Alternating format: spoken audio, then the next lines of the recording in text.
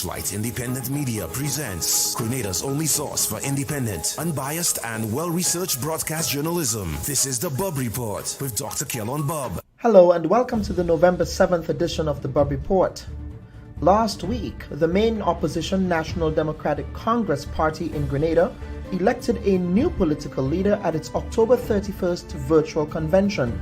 It is with a great sense of joy and humility that I stand here this evening to address you. I call you super delegates because you are superb and you have made a super decision today, the 31st of October 2021. October 31st, a date which is also synonymous with the birthday of the late George Bizan, a founding member of the party and former Prime Minister of Grenada, and 3 days shy of the anniversary of the death of Sir Nicholas Brathwaite on October 20th, 2016. Brathwaite was the NDC's incumbent Prime Minister from 1990 to 1995. Dickon Mitchell and the New Look executive is a literal and metaphoric break from the past, as the executive now consists primarily of young people under the age of 50. Mitchell and his neophyte team are hoping to change the party's political fortunes, which has lost 2 consecutive elections in the 21st century by way of a 15-0 thumping from the incumbent New National Party. In the last 10 years, the party also shuffled 3 leaders, Nazim Burke, Franca Bernardine, and interim political leader Adrian Thomas. Dickon Mitchell is hard-pressed to unify a political organization that has witnessed historic internecine conflicts in the late 1990s, as well as during its last stint in government that led to the expulsion of several high-profile members, including Peter David, Chester Humphrey, Ali Gill, Joseph Gilbert, and Glennis Roberts 8 years ago in September of 2012. There are still contemporary atavisms of the era of disunity in the camp, as one of its long-standing delegates, Wade Phillip, is expected to officially quit the organization on November 8th in the wake of last week's convention, citing lack of due process and accountability at last week's event. And I think there's a new trend that is trending within the party. The surrogates of the new leader, I wouldn't blame it on him, but the surrogates of him have been promoting the youth. Yes, the youth need to be involved, but they are in the process they are condemning the older ones, and we feel ostracized. The reaction to Mitchell's election at the helm has been swift across Grenada.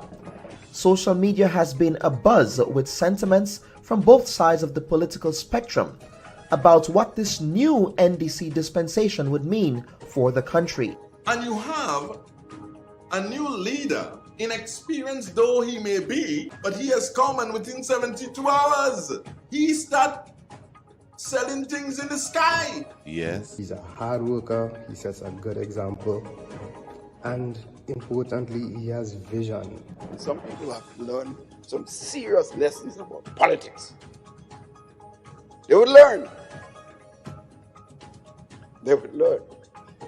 It might be easy to buy a political party, but it's not easy to buy the people of Grenada, Carriacou Petite Martinique. This week on our program, we examine the significance and implications of the election of NDC's new leader for Grenada's political landscape, and whether or not his meteoric rise to leadership will bring an end to the state of political apathy found among Grenada's youthful population. We will sit down with Mitchell for an extensive, deep dive conversation on the issues affecting Grenada's socioeconomic development, as well as his plans for managing an economy ravaged by COVID-19. We welcome our guests, Dickon Mitchell, political leader of the National Democratic Congress; William Joseph, political commentator and former executive member of the NDC; Kem Jones, political activist and radio talk show host; and Peter Wickham, political scientist and pollster. We thank you for joining us.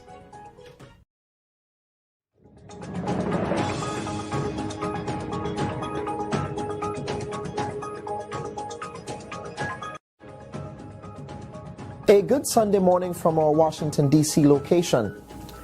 Before we get to our first guest, I wish to extend my deepest condolences to the family of my former PBC Grenada classmate, Crispin McIntosh, who died suddenly last week at his home in Tempe, St. George. Crispin and I entered the Presentation College as classmates and left as friends and brothers, a friendship that lasted for many years. Up to the time of his death, Chris maintained a very close and collegial relationship with his PBC peers. He was indeed one of the kindest, most generous human beings that I've gotten to know over the years. And he was also an avid follower of the Bubb Report. May he rest in peace, and may his memory be a blessing. And now, Deacon Mitchell's rise has given way to a torrent of commentary on social media last week concerning his lack of political experience.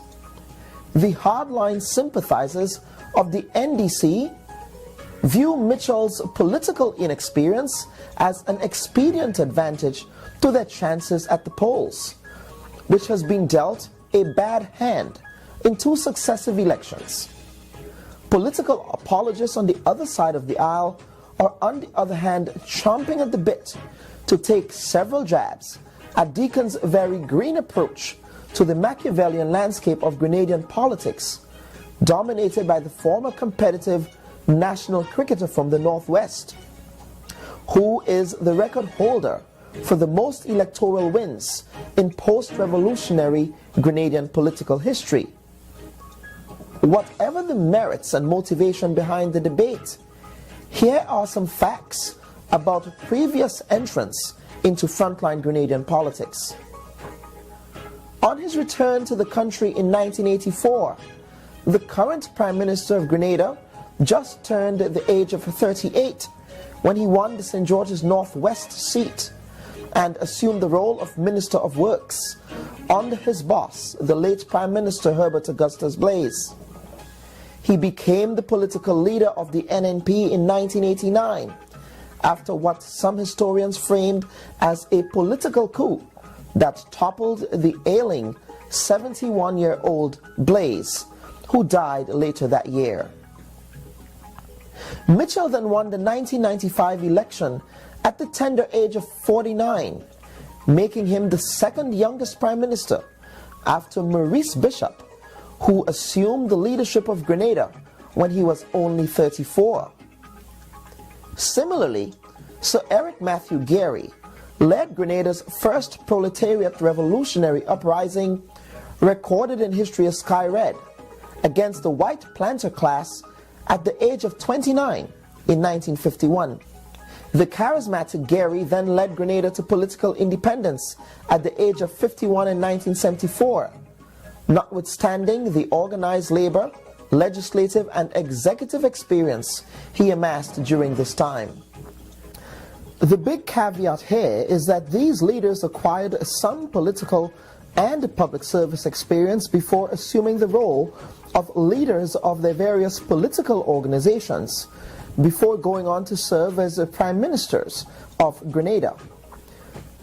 This chronological retelling of Grenada's political history isn't a mere rebuttal of the experienced talking points that have emerged. It is fair game to question whether or not one's age can translate into qualities of maturity, readiness to lead, and discipline to stay the course. Has Grenada suffered due to the over-exuberant political ambitions of these under 50s in the past that led Grenada during some of its most turbulent and historic times? Are we going to learn from history, or are we doomed to repeat the same mistakes of the past? However, we here at the Bubb Report will continue to call balls and strikes on this and other issues that demand impartial and dispassionate examination from an independent media. Let us watch this space.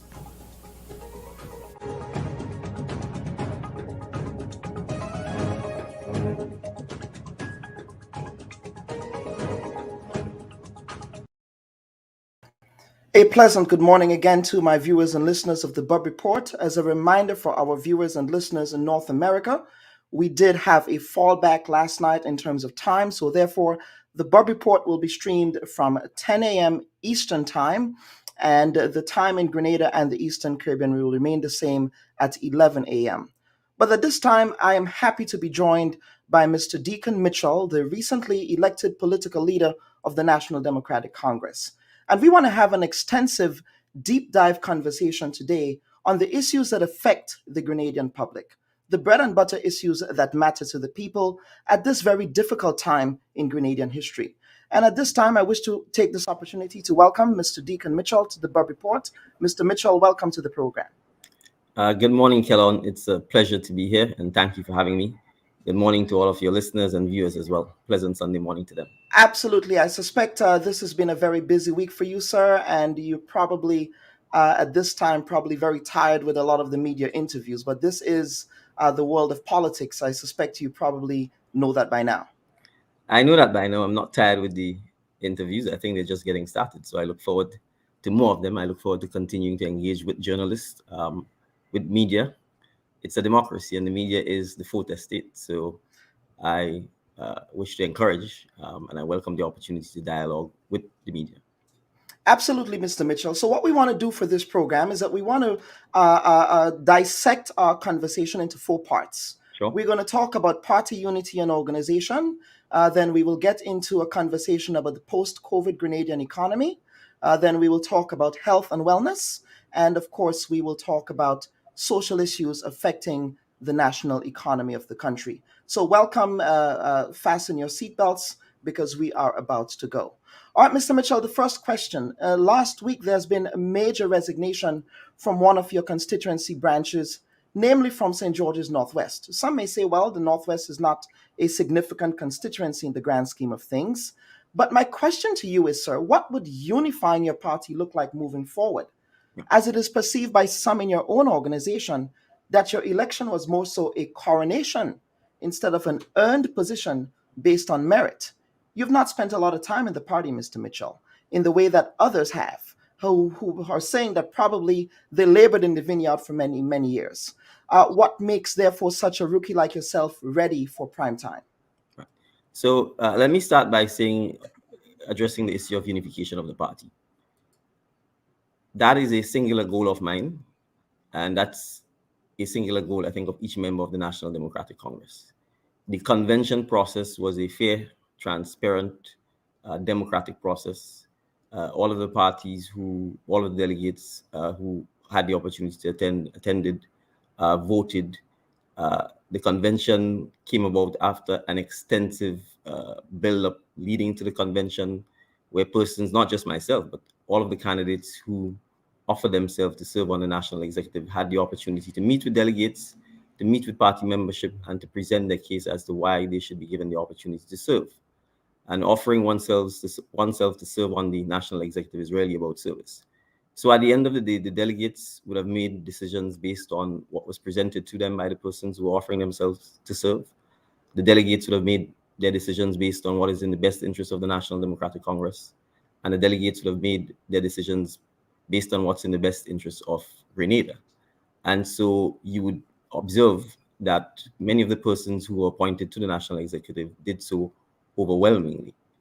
In my case, it was not a coronation. There were 2 other persons who took part in the process and offered themselves for service. The delegates would have had the opportunity to meet with them, to hear them, to see them, to look at what they... Well, yes, I would push you on that. Yes, you're saying it's not a coronation, Dickon, Mr. Mitchell, but the leadership search committee, if you will, made recommendations that you proceed with becoming the leader of the party. On the eve of the convention, there was talk about, well, why don't the other 2 people who were contesting the leadership step down? Kellon, persons have to make decisions as they see fit. The 2 persons did not step down. They took part in the race. And frankly, whether or not they made that decision to step down or not to step down would have been a decision that they needed to own. The leadership search committee is not the delegates.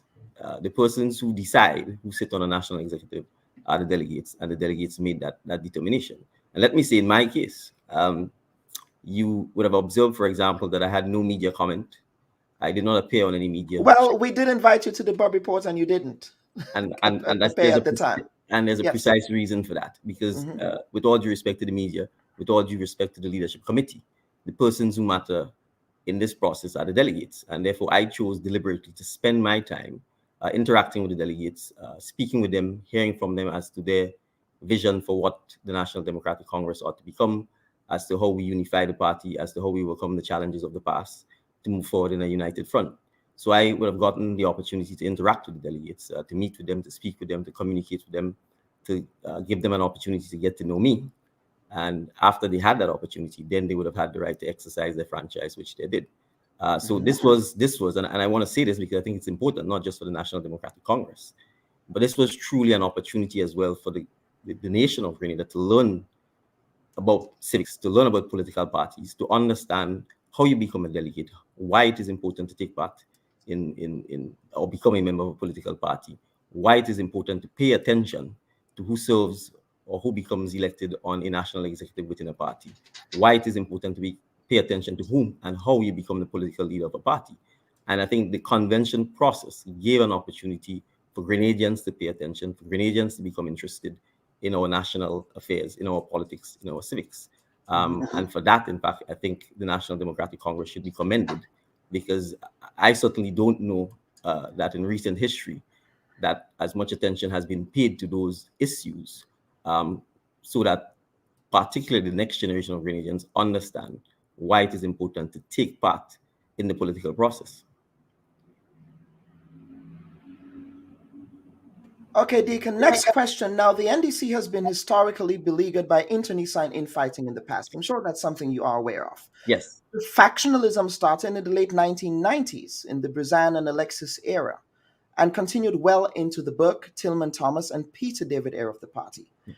In fact, the last set of new recruits into the party, which included Peter David, were unceremoniously expelled close to a decade ago. Yes. How do you avoid this issue that has dogged the party in the past?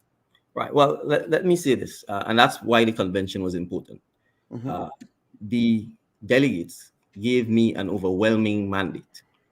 My job, therefore, is to lead the party, to continue the unification of the party. And crucially, let me say this, because I think a lot of unfounded statements have been made regarding some suggestion that there are factions or I have surrogates or there are persons who are in some way pushing aside all the members of the party. That is absolutely false. That is not true. In fact, part of the reason that I made the decision to get involved in the National Democratic Congress, and I made the decision to offer myself to serve and ultimately to become its leader, was because I was encouraged significantly by a lot of the older members of the National Democratic Congress, by a lot of the stalwarts who openly said that it was time for another generation of Grenadians to get involved actively in the political life of the country. So I've been encouraged by them, I've been mentored by them, I'm in constant and open dialogue with them. I intend to continue doing so. The other members of the executive are doing so. The rank and file of the National Democratic Congress across all age ranges have been reaching out to me, speaking to me, encouraging me. And I'm satisfied that the party will go forward united. I'm satisfied that the party is clear on the agenda it needs to pursue in order to be successful at the elections. And I'm satisfied that we will do that.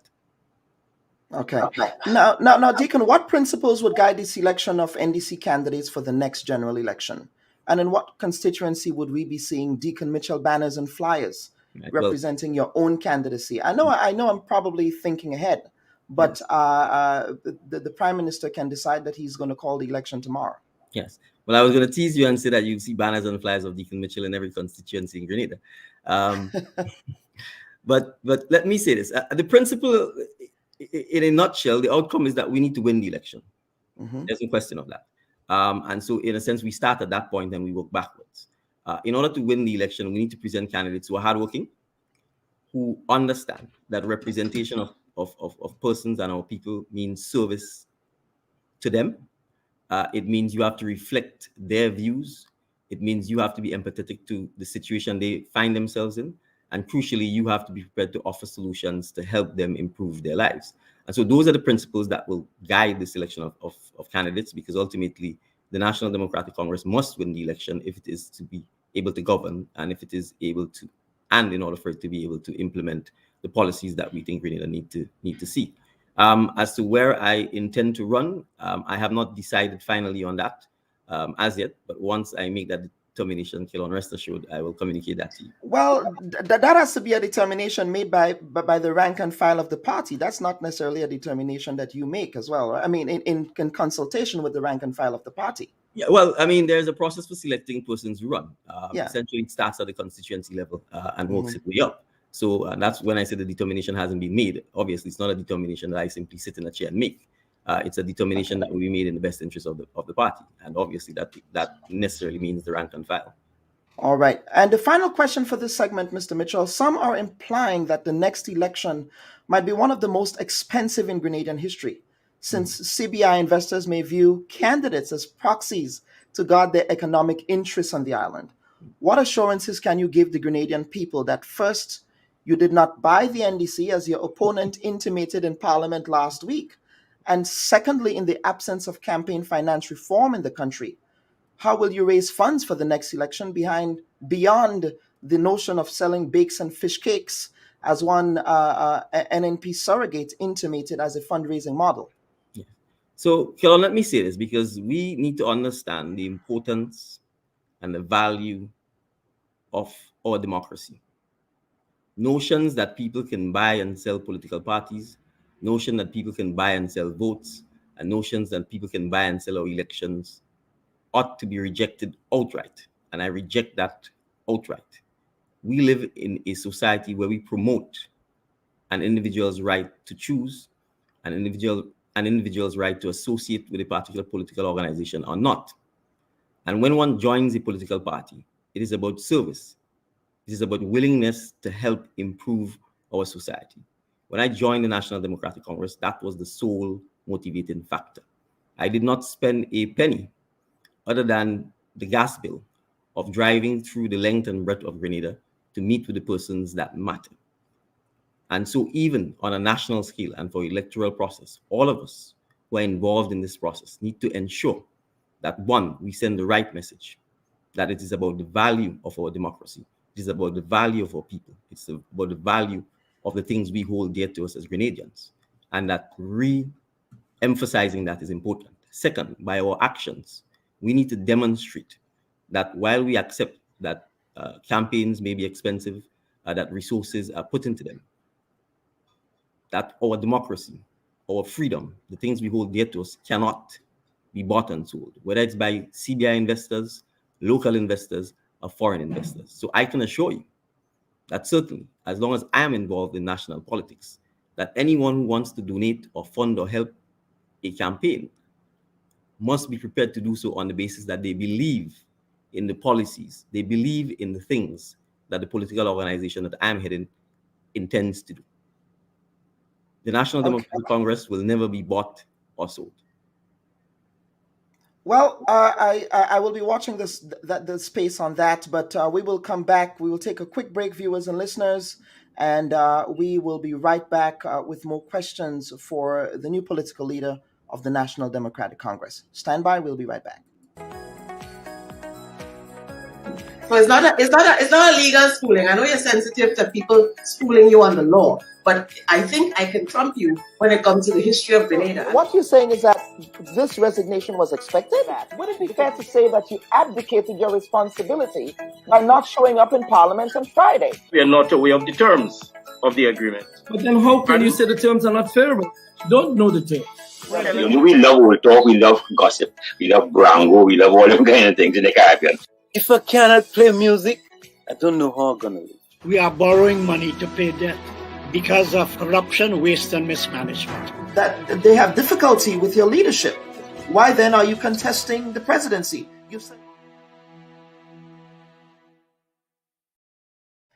And welcome back, folks. I'm joined today by the political leader, the newly minted political leader of the National Democratic Congress, himself also, like myself, a past student of the Presentation Brothers College. Dickon, before we get to the next segment quickly, just a PBC trivia here. Fimba, Patrician, Dominican, or Aquinian? What house were you affiliated with at the school? Please don't say Fimba. No, it's not Fimba. I'm not sure I want to answer. Dominican. Oh, well, I'm a Dominican man as well, so at least we're on the same team where that is concerned. All right, Yes. Mitchell, let's get to the post-COVID Grenadian economy. That's the next thematic segment of our interview here. Now, you've been doing a delegate dance around the issue of mandatory COVID-19 vaccinations in your public utterances last week. In fact, anti-vax advocates on Ireland, some of whom are aligned and have sympathies to your own party, have expressed the view that by continuing to represent SGU, that you're taking on a principle, that you're not taking a principled stance rather on the issue. And you say vaccination should not be mandatory. But the Public Health Act does in fact make it mandatory for children to be immunized against communicable disease. COVID, like measles, mumps, rubella, are also communicable disease. Why not take a firm position on the issue? Yes. So, Kelon, let me start by addressing this. And I think it's important that we not lump the COVID-19 virus with the traditional childhood viruses. One, a child cannot consent. A child cannot give consent. And so to a large extent, the traditional requirement that children are required to be vaccinated against things like measles, mumps, rubella, that consent is in fact given by the child's parent. That's one. Two, you cannot, and one ought not to make the mistake between children immunization and adult immunization. To a large extent, the question of vaccination up until the availability of the Pfizer vaccines is a question as to whether a state can compel its adult population to be vaccinated. Now, I've indicated it may sound like a delicate dance, but I think we need to understand this is a complex issue. And we should not pretend that it's not complex by thinking you will have a one-shoe-fit-all size. Let's face the facts. The facts are a majority of the Grenadian population has chosen not to become vaccinated. When you are involved in public service and when you get involved in politics in a democratic society, you need to pay attention to the views of the majority of the citizens.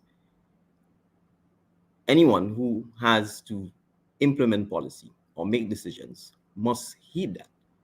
So unfortunately, I think we've locked ourselves into a debate where we are disuniting our population and creating vaxxers against anti-vaxxers. The fact is we are all citizens of Grenada.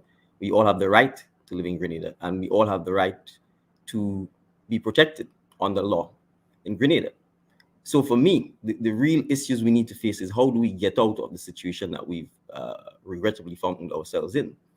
And to me, that requires, as I've been saying, deep discussion and consultation with our population as to what are the best options available to all of us collectively so we can move the country out of, in my view, a disuniting and unproductive debate about to vax or not to vax. Because the reality is, if the majority of the population has made the decision that it will not vax, respectfully, from a practical perspective, the state will not be able to force them to become vaccinated. And those who are currently holding the reins of power, in my view, need to face that reality and ask ourselves, and how do we move beyond that so that we can begin the process of healing and begin the process of trying to move out of the state of deadlock or gridlock that we found ourselves in. And those are the issues that we need to be addressing. It may be that with time, that with continued education, that with continued persuasion, more and more citizens will become vaccinated. But the fact is, locking ourselves into a debate as to the vax against the unvax is unhelpful. It might be unproductive. And let's face the reality, it hasn't significantly moved the needle in terms of the number of persons who become vaccinated. And it hasn't. And let's unpack that for a little bit, because I have been critical, by the way, and they're saying, commenters and suggesting that why I don't go ask Keith that question. Well, if you know my record, you would know that I am hard on both sides. I am unbossed, and uncompromised in that way. But let us reflect on the public education campaign relative to the government of Grenada and encouraging using moral suasion to vaccinate. What are your thoughts on that? Do you think that that the public health campaign should have been more robust, so as to get people a better understanding of vaccinations? It certainly should have been more robust. It should have been more multifaceted. and it certainly should have been led by the healthcare professionals. And we need to face that reality. We have a trust deficit when it comes to politicians, not just in Grenadian society, but I think in significant parts of the world. And when you allow politicians to drive issues concerning healthcare, medicine, it creates almost an immediate block in person's mind, because if they don't trust you, they simply, even if it's in their even if it's in their best interests, you may very well find that they will simply resist what they're being told, simply because it's coming from a politician. And given this sort of anxiety, given the unprecedented nature of the COVID-19 disease and virus on us all, to me, the vaccination effort, the vaccination policy programs, the rollout of the vaccination should really have been led by our healthcare professionals, or doctors, or nurses, particularly some of our private doctors, because you have to recognize that Grenadians tend to have a lot of trust and confidence in the particular physician they tend to see. So to me, they should have been called upon, and should have been the ones leading the call for persons to be vaccinated, leading the call in terms of educating the population on the pros and cons of the vaccine, and doing so in a respectful and empathetic manner. I think merely appearing on television and extolling the virtues of vaccines would not work. You need to go into the communities. You need to sit and listen to the persons. You need to understand why they're hesitant, and how can you help in overcoming that. And I think if that Correct. has been taken. Yes, and I concur with you there. I'm a professor of health communication, and that is one of the blind spots with respect to not only Grenada, but in the way that, for example, the Minister of Health and other public health officials would always say, get vax, get vax, get vax, without also having an understanding of the risks and benefits of vaccination, and educating the people with respect to what those risks and benefits are, but also going on listening tours, as was done in Barbados. Right? Hearing from the public, seeing what conspiracy theories are out there, correcting that misinformation. I didn't mean to cut you, but please proceed. No, and that's fine. And I'll give you an example. Given that just the way in which vaccines were rolled out, and the question of whether or not the vaccine manufacturers would ever face any liability in the event something went wrong, just that sort of blanket immunity that they were given, that in and of itself would have made many persons hesitant. And so the policymakers ought to recognize that, because the question would be, look, if something goes wrong with me, they're saying the vaccine manufacturers are essentially getting away. No one is going to hold them liable. No one is going to hold them accountable.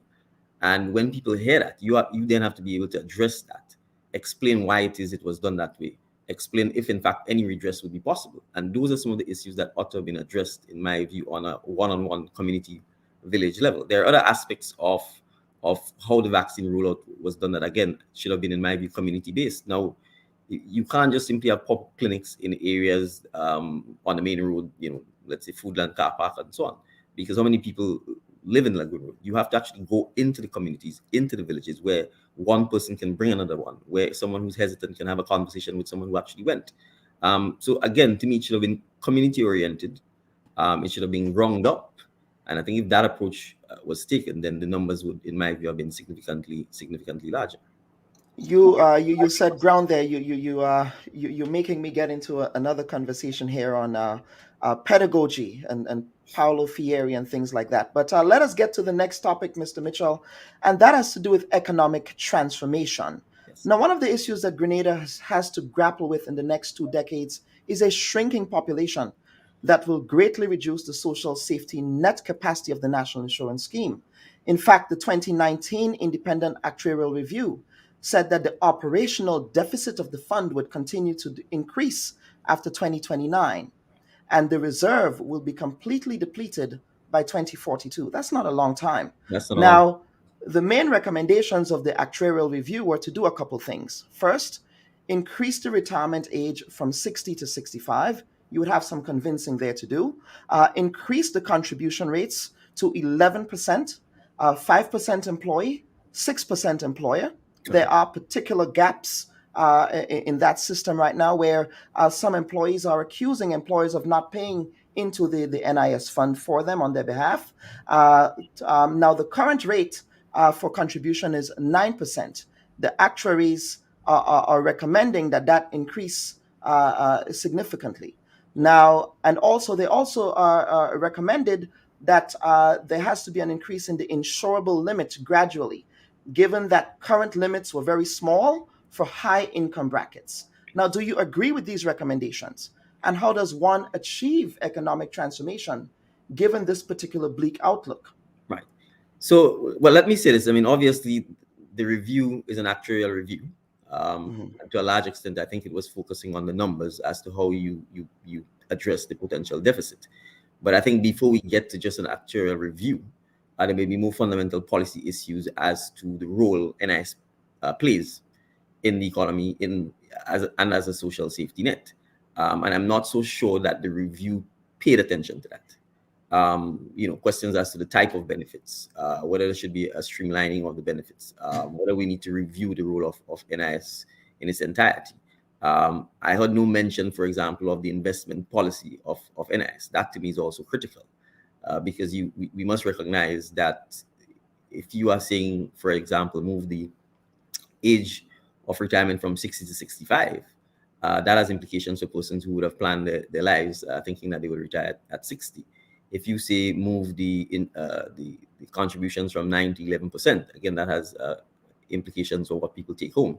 If you say the thresholds need to be increased, particularly for persons in the high income bracket, again, what level of consultation went into that to get a sense of how compliant persons are prepared to be, given that you may already have a compliance issue, even with lower thresholds and with lower percentages. So I would say this, I am not one who will sit in an armchair and criticize the actuarial review, because I think there's a particular science involved in that.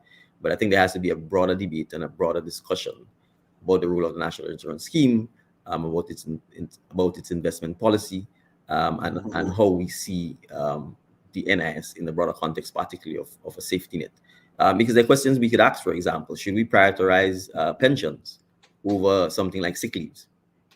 Right? I'm aware that there is, to some extent, quite a fair amount of abuse of the sick leave benefits, where persons actually are genuinely sick, but they're able to get medical reports that says so, and then you're able to get time off. And as a nation, we need to understand the impact of those things on the wider issue. So I think consultations are probably required.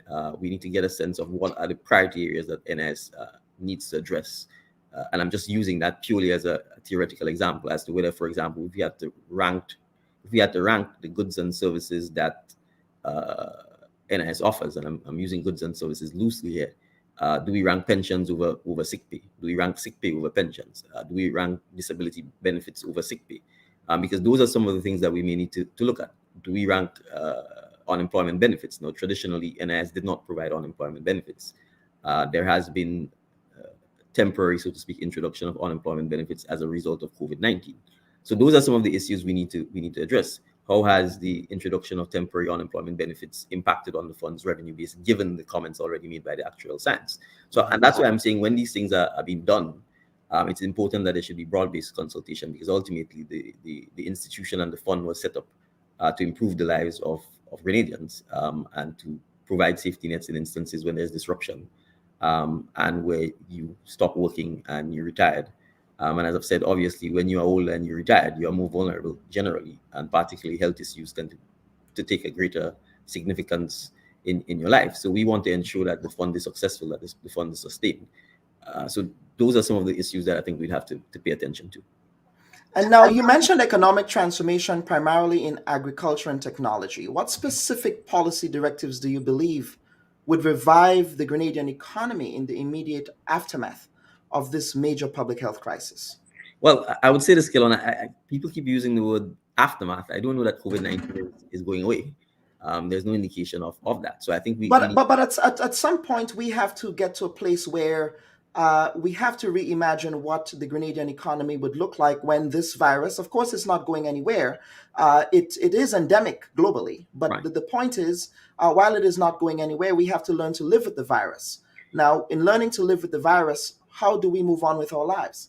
And that's the point I was making, that I think we need to accept that the moving on with our lives in effect starts now. And I think just from a resource allocation point of view, if you look at our national budgets over several years, perhaps decades now, you would understand that agriculture consistently has been allocated some of the lowest percentage of the budgetary allocations. Given our significant high food import bill, given the fact that that makes us vulnerable, we're a small island state. It is quite clear to me that a starting point from a policy directive is that we, in fact, need to realign the budgetary allocation to ensure that agriculture, in fact, is given the prominence that I think it deserves, to ensure that we place Grenada in a position of sustainability when we look at our food security, and ensuring that, in fact, we take advantage of our competitive advantage. And I've said, for instance, we used to be known as the Isle of Spice. Why have we abandoned what obviously historically has been a competitive advantage to us? Why? Why have we pursued, in a sense, a lot of non-productive capital projects? We've spent a lot of resources on building things like stadiums, which we can't even maintain. How is it revenue generating? How is it creating sustained and sustainable employment? So clearly the productive sectors needs to be re-energized. That is where the employment will come from. That is where the sustainability will come from. I've said repeatedly, and Kelon, let me say this, we are not reinventing the wheel. There is a National Sustainable Development Plan. A National Sustainable Development Plan, and I will urge all Grenadians to become familiar with it. We in the National Democratic Congress intend to use the plan. We intend to educate Grenadians about the plan. That is very comprehensive, prepared by Grenadians after extensive consultations with Grenadians, that addresses almost every aspect of our economic and social life. That plan, the implementation of that plan should have been from 2020, being built out to 2035, 15 years. 2020 has come and gone. Granted, COVID would have provided disruption, but on a national level, there has been no discussion whatsoever about implementing that plan. And if we simply start there, all of the things that we need to do, from agriculture, energy, education, skills training, the marine environment, the blue economy, the green economy, the orange economy, the silver economy, all of it is there. And that's part of the challenge we have in our society, where we undertake extensive research. We get long and detailed reports about how to effect change in our society, and then the reports simply sit on a shelf. It is really the lack of willingness, the lack of leadership, the lack of desire to implement that which we know should be done that puts us in the position that we're in. So I'm saying this to say, if we start from that plan, and it's a plan, and obviously you'd have to tweak it in light of the fact that COVID-19 has occurred, it is quite easy, in fact, to jumpstart the post-COVID economy, because the plan, in fact, was scheduled to be implemented from 2020. We're in 2021, we're going into 2022 shortly. So even if we say we've lost 2 years, it is not a long time. We can make that up. And again, but that is where you see, in order to change your society, you have to educate your people. You have to get them involved. You have to energize them. You have to say to them, this is the plan. This is where we are heading. These are our goals. We did this after extensive consultation with... And I think the Grenada Revolution, for students of history, the Grenada Revolution attempted to do that. I mean, every year during that period, regardless of what side of the political aisle you fall under with respect to the revolution, every year was a particular year for something, whether it was the year for production, whether it was a year for agriculture, whether it was a year for infrastructure. You also had Center for Popular Education programs, several adult literacy programs in the community, and they were able to do that. So it's really good to hear you say that. But speaking up in there, you mentioned infrastructure. One of the things that I am very passionate about has to do with environmental preservation. Now in Grenada, we have witnessed the decimation of several ecologically sensitive areas of the country. We're talking parts of Lasajas, we're talking parts of Mount Hartman, we also now talking parts of Livera, in which we are seeing massive infrastructural development taking place there by way of tourism investments. Now, how do you go down on the side of balancing ecological preservation with an environmental preservation with infrastructural development, especially in places that are ecologically sensitive? to Grenada's ecological identity, if you will? Well, I think the starting point is looking at what it is you want to achieve. What is important? What do you want to preserve? Bearing in mind that economic development obviously is desirable. And once you start there, then you need to put the policy and legislative framework in place to ensure that development takes place within that framework. You want development that leads to a sustainable environment. You want development that doesn't desecrate the environment. And crucially, you want to ensure, and sometimes there may be some element of destruction, there may be some element of desecration, but you want to ensure that you minimize that. And crucially, you actually want to ensure that the development itself occurs. Because what you don't want is a situation where you have disruption to the natural environment because you say you're building a hotel, and 15 or 20 years later there is no hotel. So it is absolutely important that the right balance is formed, and it is absolutely important that the development. But there is a proposed land use policy in place that has been shelved for many years. We hear talk about implementing this land use policy. I think there is a guiding framework, so it goes back to what I said earlier: the lack of will to implement, the lack of leadership to ensure that it is done, and the unwillingness to hold the persons who have the ability to ensure that it happens accountable. And that permeates our society, unfortunately, in several aspects. If we don't hold ourselves accountable, if we don't hold our leaders accountable, then this sort of thing will continue to happen. And so it is absolutely important. The media plays its role, that individual citizens play its role, and that the government plays, in fact, the leading role, because ultimately, if you are representing the people and the people are concerned about the environment, we accept it's a desired goal to have an environment that is sustainable, an environment in which we don't dump garbage indiscriminately, an island that is clean, that we do not wish to pollute our waterways, etc. If we accept those are desirable things, and I think all of us accept those are desirable things, then it's up to us collectively and government to implement. It's not just to talk, to implement. And that's part of the challenge, I think, that has happened to us as a people. We've gotten to a point where we talk, but we don't start with ourselves in terms of making ourselves accountable. And so once you don't make yourself accountable, you're not in a position to make anyone else accountable or to hold anyone else accountable. And so from that, and I'm saying this from that perspective, Kelon, because let's take an example. When we go to our beaches and we see the level of garbage that we leave, right? Those are things we need to start addressing on an individual basis. I mean, if you go to places like BBC and you look at the amount of plastic and so on that's left on the beach, we collectively leave that there.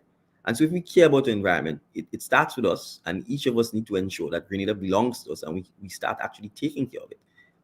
And that way, particularly when you have foreign investors coming in, we would have already set the tone that we care about the environment, that we care about the areas that are sensitive. And if you're going to do development, that the development must be done in a manner that takes into consideration local concerns, local considerations, that takes into consideration the environment, that ensures that as least damage as possible is done to the environment as we continue to develop.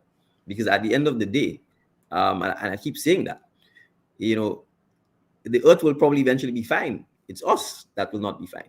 If we continue to build in low-lying areas, if we build in sensitive areas, it is all buildings that eventually would be flooded. You know, when the hurricanes come, it's the buildings that are going to be destroyed, and we are the ones that are going to be facing the consequences of our actions. So I say this, implementation is key. And particularly when it comes to foreign direct investment, if we do not clearly indicate what our stance is, clearly point out what our standards are, clearly point out what is important, then it's a free fall. And persons eventually sometimes make it up as you go along. But it is also important, because I want to say this, we have to strengthen and make sure that we pay attention to the technocrats and the persons with subject matter expertise in guiding us in some of those things. Too often, we live in a world where everyone is an expert and everyone simply mouths off without actually demonstrating that they have the expertise to help us make the best decisions for all of us as Grenadians. So I will tell you, I will never pretend I'm not a journalist. I will never pretend that I should be schooling a journalist on anything from journalistic ethics to technique or so.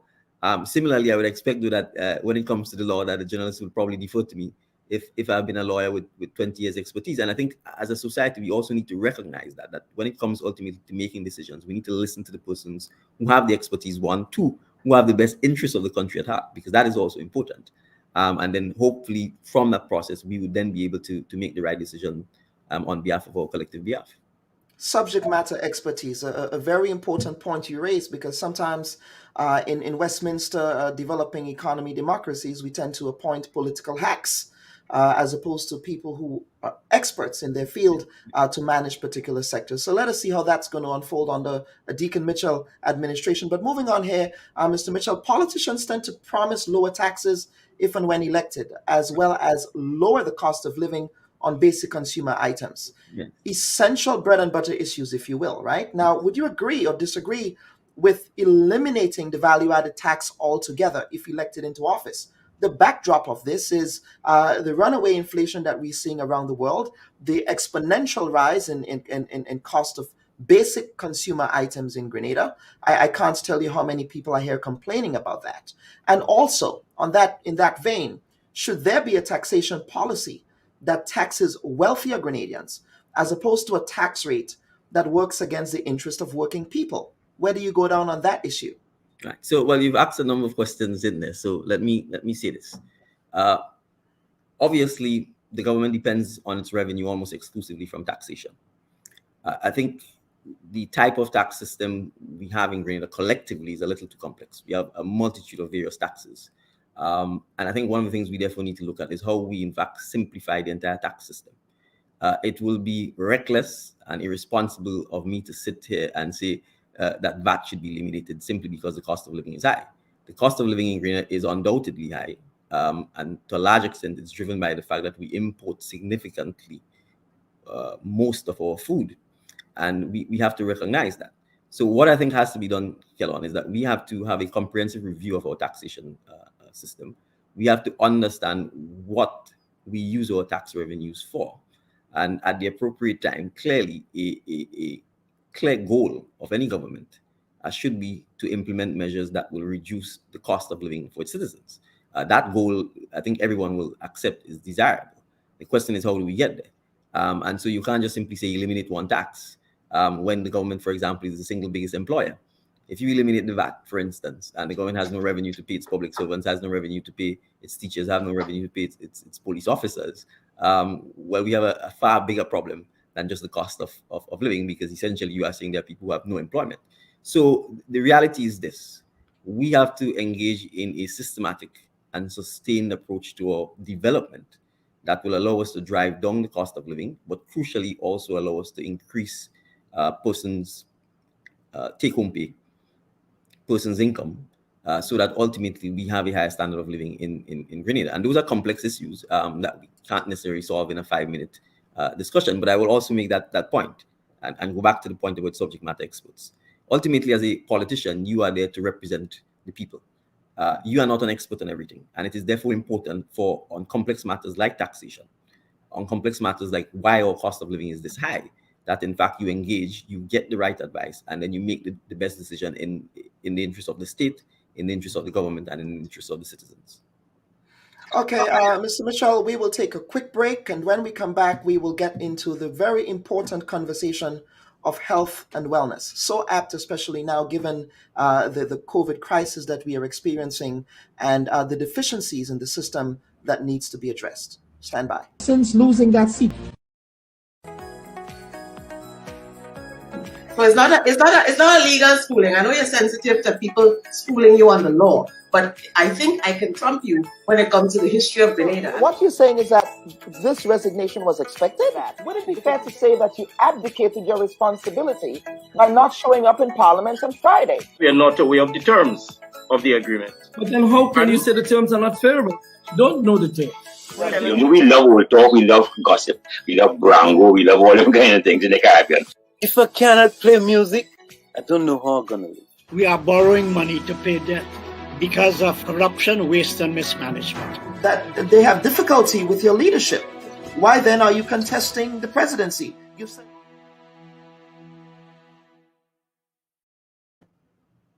And Dickon, another trivia before we get to the segment on health and wellness. Now, you like myself, we're both from the best parish in Grenada, St. David. I'm going to inject some bias here. But favorite beach, Cabier. I'm sorry, not Cabier. Cabier is in St. Andrews, but La Sagesse, Malmont, Galby, Latant. What beach? St. David's. Or were you not much of a... I'm going with Lassa just simply because I spent the most time on Lassa. You probably missed out Belial, which probably would be then the second favorite. Okay, well, I'm from Pomeroy side, so it's Latant and Cabier for me, and Malmont, and yes, correct. Okay, now let's go on to health and wellness, sir. Now you spoke about decentralizing healthcare in Grenada. Now, to a certain extent, some may say that the healthcare system is already decentralized in terms of the centralized primary healthcare network by way of the health centers that we have across the country. How much more decentralized can one get? And are you speaking here specifically about enhancing the capacity of our decentralized healthcare system? Can you unpack that, please? Yes, Kelon, you are in fact going in the right direction. We don't just need to have a physical health center. We need to have a functioning, well-resourced, well-equipped, and I would dare say 24 health centers throughout Grenada. And we need to systematically go about this because the reality is our hospital does not have the best reputation, regrettably. The citizens do not have confidence in almost anything to do with the hospital. And it is not because of the healthcare providers or the healthcare practitioners at the hospital. I think we have to understand that the system has regrettably perhaps even collapsed over the last several years, if not decades. And so the starting point as to how we fix that, I think, starts with ensuring that anything that can be dealt with at a community level, at a health center level, should be dealt with there. And it should only really be serious healthcare issues that are taken to our hospital as a starting point. But more fundamentally, as I said, we need to look at a number of issues, even questions like how our healthcare practitioners are remunerated, impacts on their job performance. So for us, I think it is very important for us to understand that we can't just talk about this. We need to, again, I go back to the question of engagement. We need to engage with our healthcare providers or healthcare practitioners, and we need to ask ourselves, why have we gotten to this state? We have a medical school on island. The former NDC administration was pursuing a teaching hospital. There are a number of things that we can do to really improve our healthcare system in Grenada, and some of them are low-hanging fruits. Again, we spend millions of dollars, as I said, sometimes on mind-blowing stuff. And given what COVID-19 has taught us, I would think, and I think if you ask any Grenadian, healthcare, without doubt, is probably the number one priority. Because if you're not here, you have no life. If you're ill, you can't function. And so being able-bodied, being in the right mind, in the right spirit is critical for all of us. And so I think there's no question that we need to pay attention, we need to consult, and we need to find solutions to the healthcare issues that are plaguing us. I mean, the decentralization of the healthcare system is just one possible approach. But I've said this, if we have shortages of nurses, if we have shortages of doctors, for instance, why are we not setting that as a priority and actually saying in 5 years we need to produce X number of doctors and ensure that our education system is deliberately targeted to do that? If we need to produce 200 nurses because we are in fact decentralizing and beefing up our health centers to make them into polyclinics, why are we not saying as a nation then we need to find, train, and create 400 nurses and deliberately go about doing so? And that is what I mean about planning and implementing, setting the goals, setting the vision that you want, and working backwards. If you don't do that, then we'll simply continue as we are going. So we will talk, all of us will talk, all of us will say our healthcare system needs fixing, needs improving. But how are you going to go about doing so if you don't in fact set very specific goals and work towards them? Another aspect of this is not just the nurses and the doctors. We're dealing with modern medicine, we're dealing with technology, we're dealing with equipment and machine. We need people to service those things. Like, how many times do you hear the x-ray machine is broken down so you can't get an x-ray? Why are we not deliberately training persons in those fields? So when we talk about the high rate of unemployment, we are creating the high rate of unemployment because there are obvious needs that we need to be filled in Grenada, and we are not deliberately targeting this and ensuring that our education system produces it. It may be that in instances you may have to send Grenadians overseas for training, or you may have to bring in the trainers to train us. But at a minimum, we ought to be attempting to do so. How many times have we heard that an elevator in the Ministry of in Financial Complex is not working and we have to fly in a technician from Trinidad? I mean, it's embarrassing, right? The ministerial complex has been there for quite a while now. So that's part of the challenge. Healthcare is a complex and comprehensive issue, and it's not just a question of the nurses and the doctors. It's the equipment, the maintenance of it, the servicing of it. And that's where, again, I go back to saying, as a nation, we have to start taking responsibility for our own actions and accept that the country belongs to us, not a politician, not a prime minister, to us. And collectively, those are some of the things we need to demand and insist upon. Okay, now, and you prefaced my other question, and that has to do with the issue of the retention of nurses and doctors in the public healthcare system in Grenada. Some who remain do so purely out of a patriotic obligation, if we are to be honest. Yes. But for the most part, many choose to seek more lucrative opportunities elsewhere. Yeah. Grenada has the distinction of producing exports with respect to our health professionals. What are your thoughts on strengthening the capacity of the healthcare systems to allow the retention of our best and brightest? The current administration will say they've been doing that work in improving the country's healthcare infrastructure. So I would say there are two aspects to this. First of all, if our health system was flourishing, if we had confidence in our hospital, if the health system was decentralized, if our chronic lifestyle diseases were under control, and we had excess nurses, excess doctors, absolutely, because sometimes you're a net exporter of labor. And one would readily say, we don't need to pay attention to retaining our nurses. We don't need to pay attention to retaining our doctors. But that's not the case. And since clearly that is not the case, it means we, in fact, need to put the incentives in place to retain them and to ensure that they remain in Grenada and that we produce more of them. That's one. The second thing is the government has in place for quite a while now an attrition policy where essentially once you reach 60, regardless of your competence, regardless of your experience, that you let go.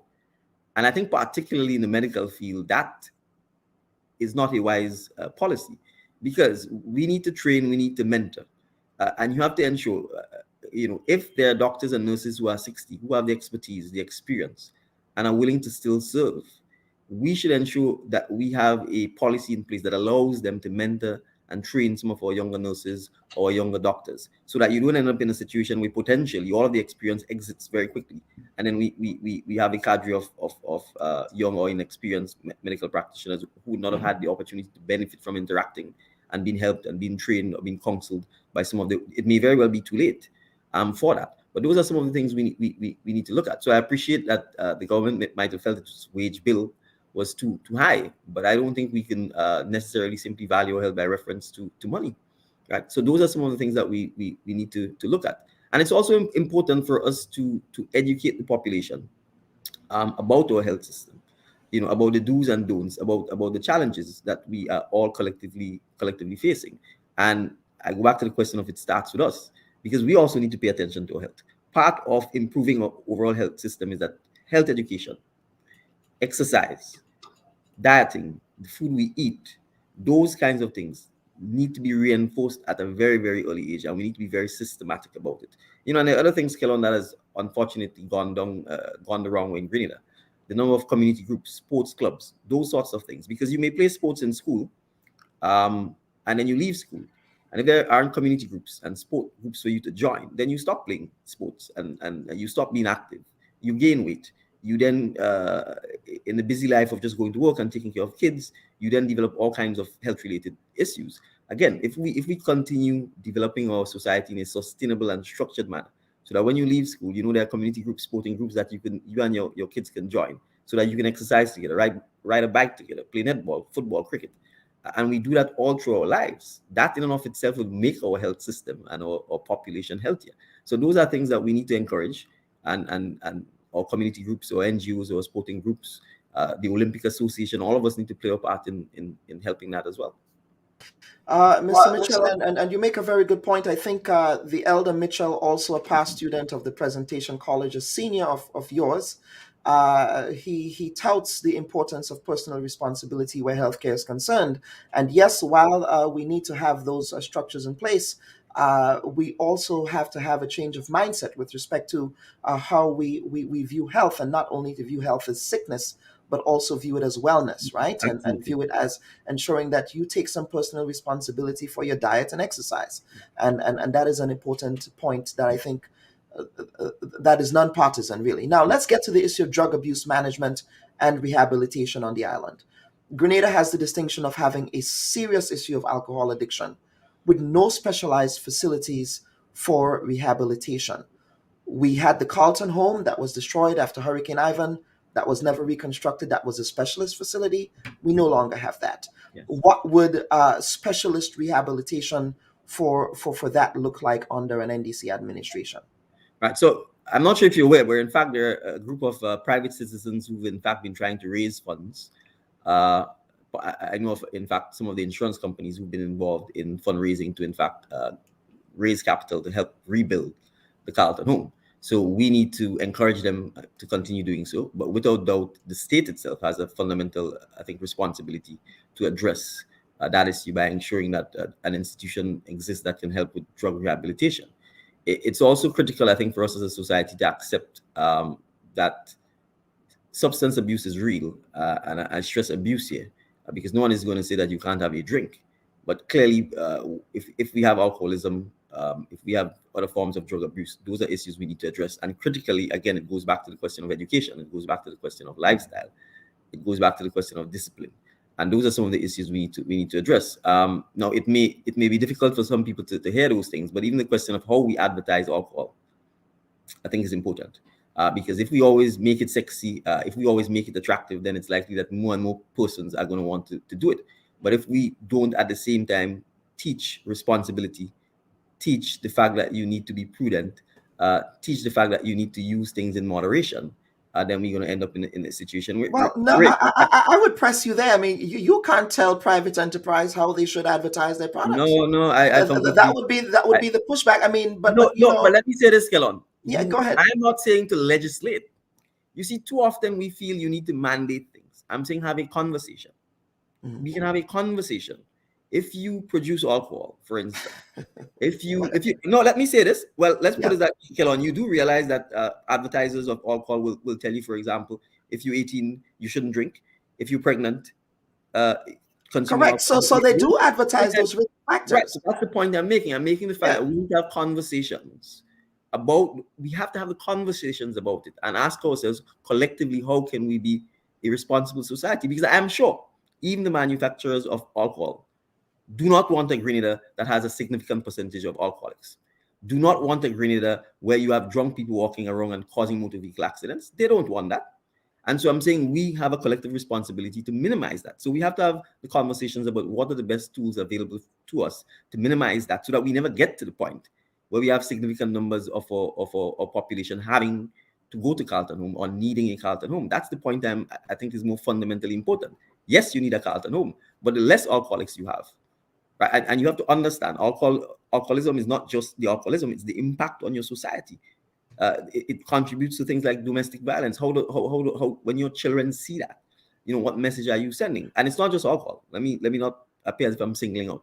I'm saying substance abuse in general is something that we need to openly talk about and ensure that we have less of it, so that there's less need for treatment, less need for rehabilitation. I mean, if you go around urban areas, St. George's, Grenville, there are significant numbers or too many people who appear homeless, but to a large extent, what you have is a substance abuse problem, right? And we can't ignore this. In fact, you could, in my view, judge a society by the number of homeless people it has. You can judge a society by the number of persons who are suffering from substance abuse. And there's one other little area, since we talk about health and wellness, I want to talk about mental health, right?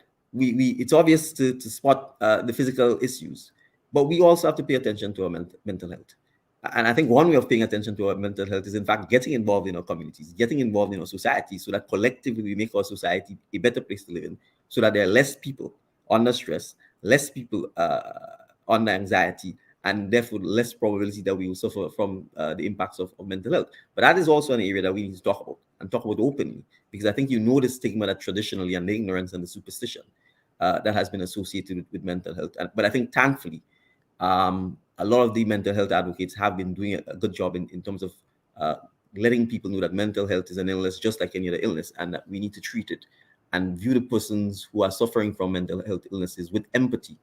Because it can happen to any one of us, and it can happen to any one of our family members, and you would not want the stigmatization that comes with that. You want a more empathetic and caring society. So I appreciate your pushback on the question of saying you can't tell people how to advertise their product. But I'm not so sure that I agree with that. You can certainly have a discussion. Let's just agree to disagree with that aspect of the debate, Mr. Mitchell. Sure. And, for full disclosure, many people don't know this, but you were a former teacher of mine. But that does not preclude me from asking you the hard questions. Well, I think you're driven. Now. I think you're driven to ask me even harder questions, perhaps. perhaps. But let's not go there. And you actually preempted the question on mental health, because that was also on my list to ask. And we actually also received another message here. Someone is suggesting that they do have some rehabilitation services that are provided at the mental hospital in Mount Gay. So perhaps we can do a fact check there. But to the extent that they're providing a full range of services, I don't know what the extent of that is, so I can't necessarily comment on that. But you wanted to add something, sir? No, I was saying yes, the Mount Gay Hospital does exist, but I think critically, again, it's in my view, it's not something that is given the attention that it deserves. And it's something to look into. But yes, for all of the practitioners and those who help there, that service does exist, and some element of relief is available via that institution. All right. Now, we will take a final break, Mr. Mitchell, and we will come back for our final conversational segment here, which would be social issues and the Constitution. Folks, stand by. We'll be right back. Sure. So it's not a legal schooling. I know you're sensitive to people schooling you on the law, but I think I can trump you when it comes to the history of Grenada. What you're saying is that this resignation was expected? Would it be fair to say that you abdicated your responsibility by not showing up in Parliament on Friday? We are not aware of the terms of the agreement. But then how can you say the terms are not favorable? You don't know the terms. We love old talk, we love gossip, we love brango, we love all them kind of things in the Caribbean. If I cannot play music, I don't know how I'm gonna live. We are borrowing money to pay debt because of corruption, waste, and mismanagement. That they have difficulty with your leadership. Why then are you contesting the presidency? You said.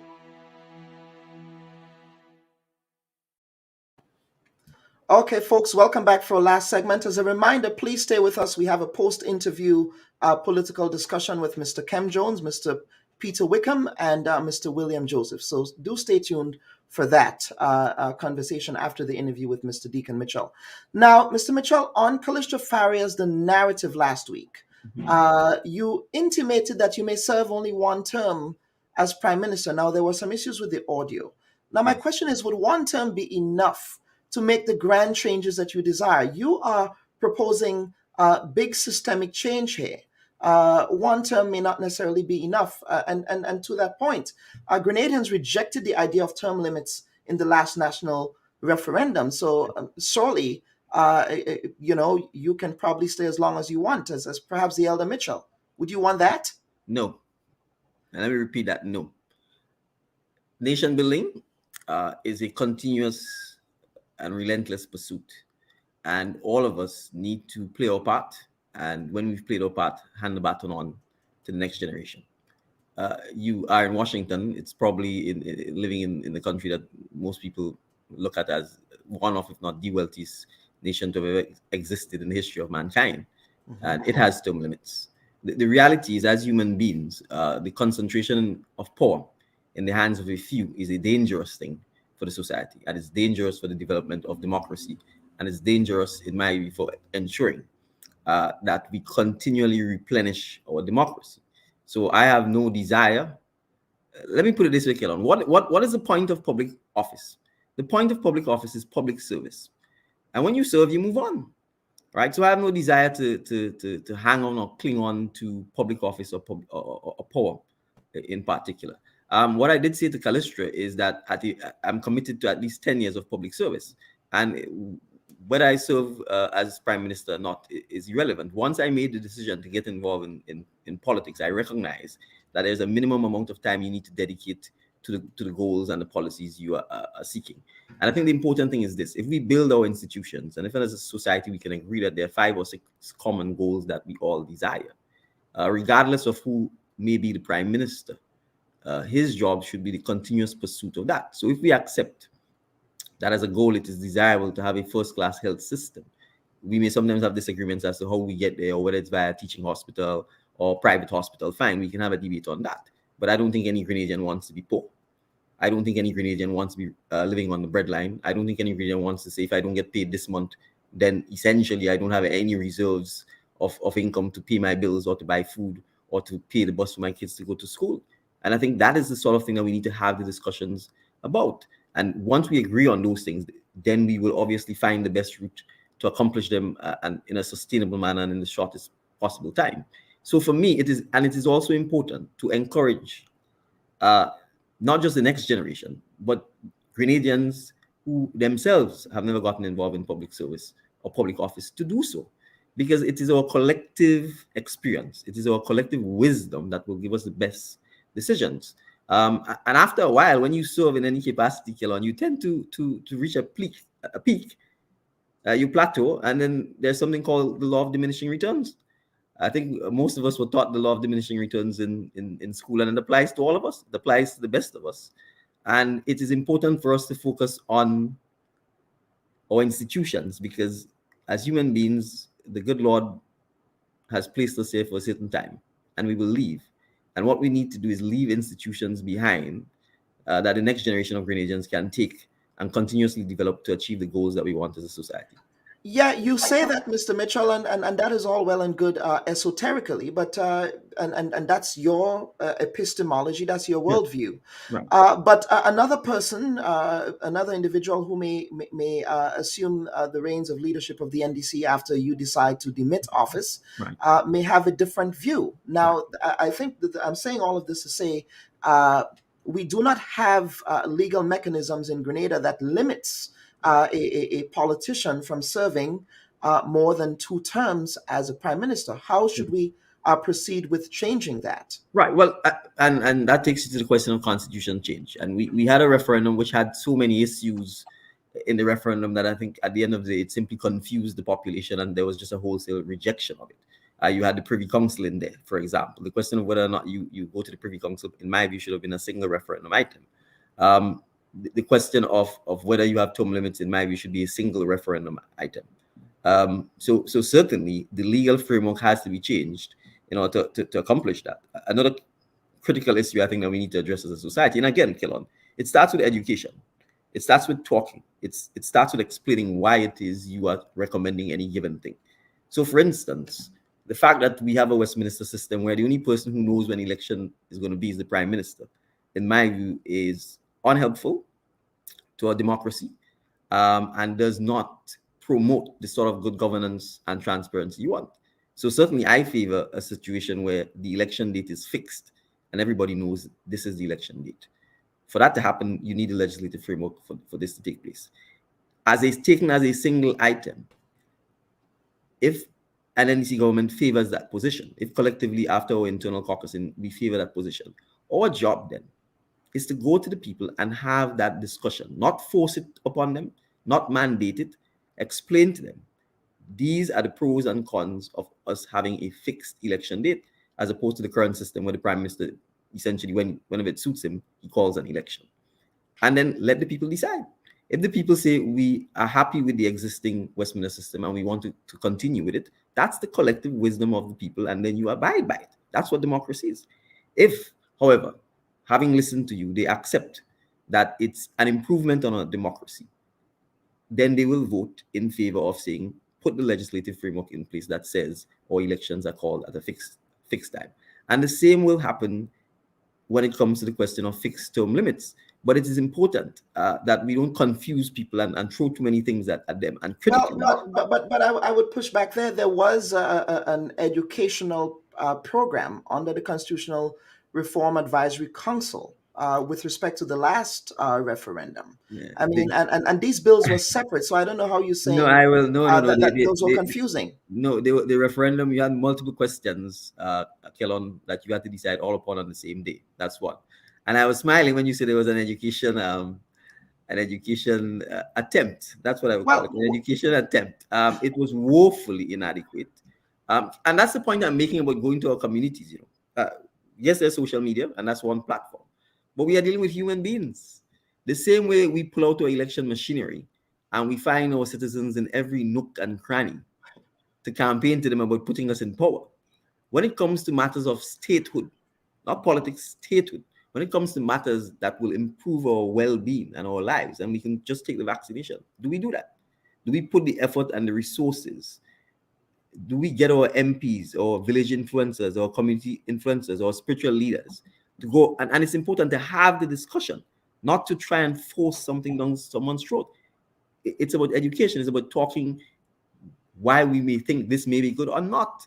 And ultimately, so are you suggesting that the referendum was forced? I mean, at the end of the day, I'm saying I'm not saying. Well, the referendum happened. Somebody had to make the decision that we're having a referendum, and that's the state, the government. You have to decide I'm having a referendum. You set the date for the referendum, and then you may take it that way, or you could have chosen not to have a referendum. So somebody made a decision that we were having a referendum on these issues, and I'm saying even that question. What informed that question? What informed that question? What was the level of turnout, for example, at the referendum? You know, so I'm just saying this to say, part of leadership is educating, because sometimes that's what you have to lead. If you genuinely and earnestly believe that which you're advocating for is in the best interest of the citizens, then it's your job to tell them that. But I'm saying the manner in which you communicate that, the how, the when, the where, is just as important. And ultimately, if the people reject it, then of course you have to move on. So I'm not saying here to say to you that I will be advocating that immediately that you go on about trying to change the constitution. Whether or not you get to that point, again, will come from your interaction and engagement with people. But you keep saying that. But what is your position, though? Do you believe that elements of the constitution needs to be changed? I just told you two of them. I just said to you, fixed term limits, in my view, is something that is desirable. And I just told you having a fixed date for elections is something that is desirable. What else? What else? Well, I mean, I will tell you this, for example, I'm in favor of local government for my dear brothers and sisters in Petite Martinique and Carriacou in particular. That is something that I think we need to seriously address. I'm certainly in favor of ensuring that we put a legislative framework in place that allows parliamentarians who have been elected by the people to be provided with one, fixed parliamentary offices, permanent staff, and sufficient budgetary allocations to allow them to do work in the community and to represent people so that people can adequately judge them as to whether or not they have properly represented them. Again, we have a situation where everything is centralized and we end up in a situation where everybody wants to be a cabinet minister because they feel if you're not a cabinet minister, you will not be in a position to do anything in your community or do anything for your constituents who've appointed that. And we need to reverse that situation. You cannot have and it literally becomes dictatorship of the prime minister because you serve at his pleasure in cabinet. And if you have no resources to do any work whatsoever in your constituency, then the question is, who are you representing? You have no resources, so the entire thing is almost farcical, right? And we end up in a situation where you literally hoping to become a cabinet minister in the hope that somehow you have resources at your disposal that you can perhaps channel into your community. So those are some of the things that we need to talk about. And I'm saying talk about, Kellon, because these may be my views, but others may have other ways of addressing it. And we need to be able to listen, hear all of this, engage in the community, and then see what's the best fit. Okay, let us quickly move on because we have to get to the next segment, Mr. Mitchell, and thank you for your indulgence. Speaking of referendum, Barbados is moving towards Republican status. Yes. The country is also eliminating the Queen as its head of state. Yes. Hooray to Barbados for doing that. I don't think the Queen should be the head of state of any formerly colonized country in the Caribbean. Yes. Something a political conservative Grenada again failed to do in the last referendum. Yes. Do you believe that Grenada should proceed towards Republican status? Or do you believe we should maintain the status quo? So you're asking me what I believe, yes? So I want to make it clear. That's your belief, yes. That's I my want to belief, hear, yes. I don't believe we should maintain the Queen as our head of state. Whether we have a government that can be called Republican status is another question. I think there are significant parts of our government that exists for the sake of existing and doesn't actually play any meaningful role in improving the lives of our communities, and some of it are frankly outdated and expensive to maintain. I recall once attending a lecture by former Barbadian Prime Minister Owen Arthur, and he made reference to the fact that we don't seem to pay attention that the cost of the state is very expensive. The trappings of government is very expensive. And we really should ensure that our government is lean, mean, efficient, and serves the people, so that a lot of the money we spent on propping up the trappings of statehood should go towards educating our people, should go towards paying our principals, should go towards paying our nurses. And I say this to say that that's one of the issues we need to look at in terms of the overall improvement of the civilization of our civilizations. So merely replacing the Queen with a local head of state who's ceremonial, and ceremonial essentially means you're not doing anything, and they have the state pay for it, I think is something that should also be examined. So a true Republican state, for example, like the US, doesn't have a ceremonial head of state. It has one head of state, and in my view, that ideally it should be the system if you want to be a Republican system, because the head of state should be someone elected by the people. The sovereign should be someone that the people have elected after having had the opportunity to hear or see or get to know him or her. And to me, that really is who should be leading the country. So I'm telling you this in terms of my belief.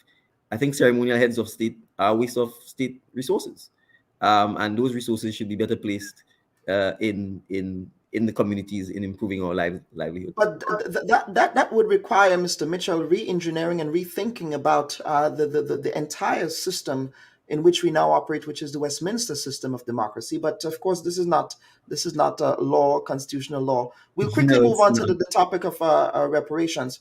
You spoke about your love for history and the influence that our history teacher, Ali Gill, had on your sense of respect for culture. Yes. Ali Gill currently heads the Reparations Commission in Grenada. Yes. What is your position on the notion of reparations for formerly colonized countries like Grenada? In absolute support of it. Okay. Yes. Okay. And now, I think it should be pursued, and I think it should be pursued. And to quote Professor Hilary Beckles, our foreparents didn't give up on their right to be treated as human beings, on their right to be free, on their right to live in a dignified manner. And we should never give up on the right of seeking reparations for them and for future generations. Mm-hmm. 3 quick final questions. Firstly, the idea of cannabis reform in Grenada is painstakingly slow as compared to the other islands in the English-speaking Caribbean. However, I'm sure that we can predict that will become a hot button issue in the next elections, based on, of course, the Carriacou Commission on cannabis that was released many years ago. Now, since the current administration has been also making moves to implement some of these recommendations, or at least there have been talk about doing that, making that promise. Now, that's not necessarily a novel idea. No. How would NDC's cannabis reform proposals look different from what the current incumbent of Dr. Mitchell is proposing? Well, let me say this. I mean, the Carriacou report was tabled. I think for us, crucially, we have to view, and we use the word cannabis, but I'd probably say hemp. I think we need to view the hemp industry. Why don't you say cannabis or weed or marijuana? Because historically, why are you being politically correct about that? No, it's not, because you have to understand language and the emotive nature of it. Historically, cannabis or weed has been associated purely with the entertainment or getting high aspect of marijuana use, or for that matter, marijuana abuse, and the criminality or non-criminality of smoking. Let's face it. I'm saying when we talk about the hemp industry here now, we are talking about an economic plant that has a varied use. And then we are talking essentially about medical marijuana and exploiting that from an economic point of view. And so critically, that is what the focus has to be on. The focus has to be on how do we exploit the plant from a medical and from an economic point of view. And I think that is what the focus has to be on. And again, there are examples of countries that have already forged ahead, and we can look at what they're doing. We can learn from their experiences and craft the appropriate policy position the appropriate activities from an economic perspective that will actually benefit Grenada. All right. So, are you on the side of decriminalization or Yes. full legalization? I'm on the Why side not of full legalization? Because it's let me put it this way. I certainly support that someone should not be locked up for recreational use of marijuana. But we also have to recognize that there's upside and a downside to everything. And we were just talking about substance abuse and alcohol abuse and so on. And we also have to pay particular attention to that. So what you don't want is a situation where you end up with significant abuse of the use of recreational marijuana. So I don't think recreational use should be criminalized. But in my view, again, it should be controlled. It should be regulated, because similarly, we don't sell alcohol to 18-year-olds, to persons who are under 18-year-olds.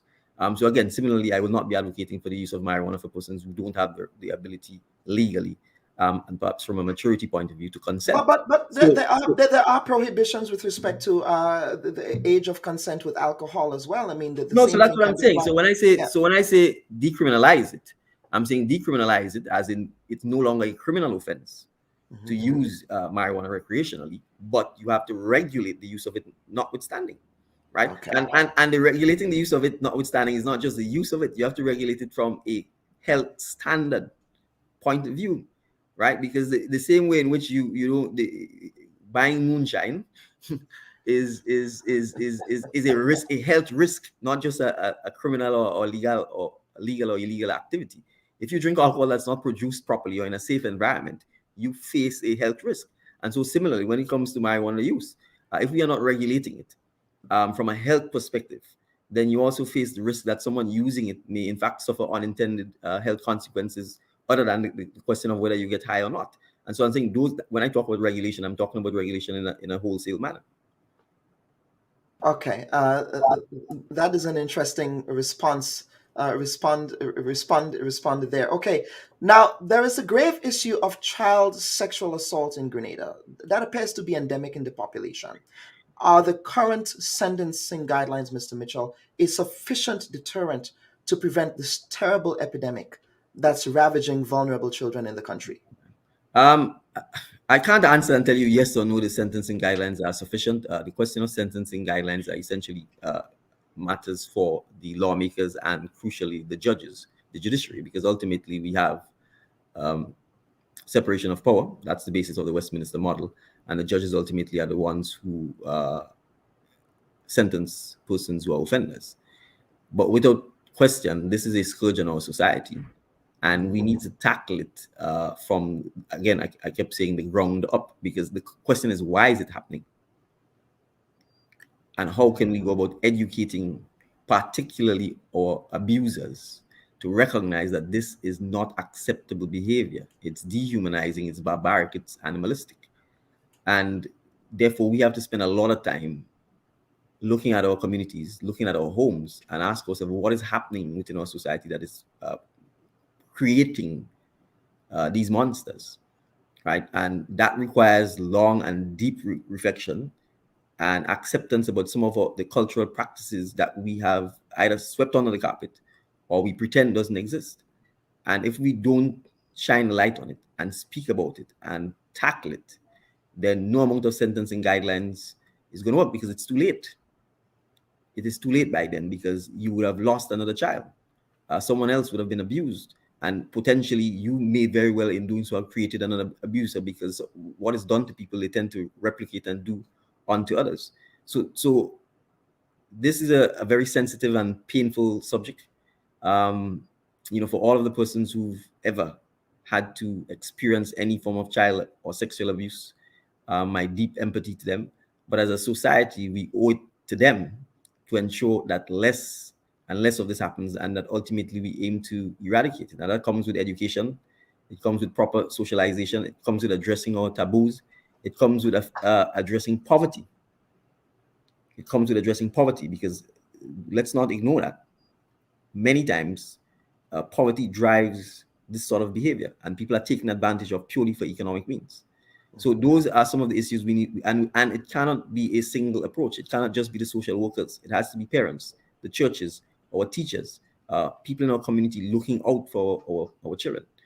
Because hurting a child, it's incomprehensible to me how an adult hurts the child.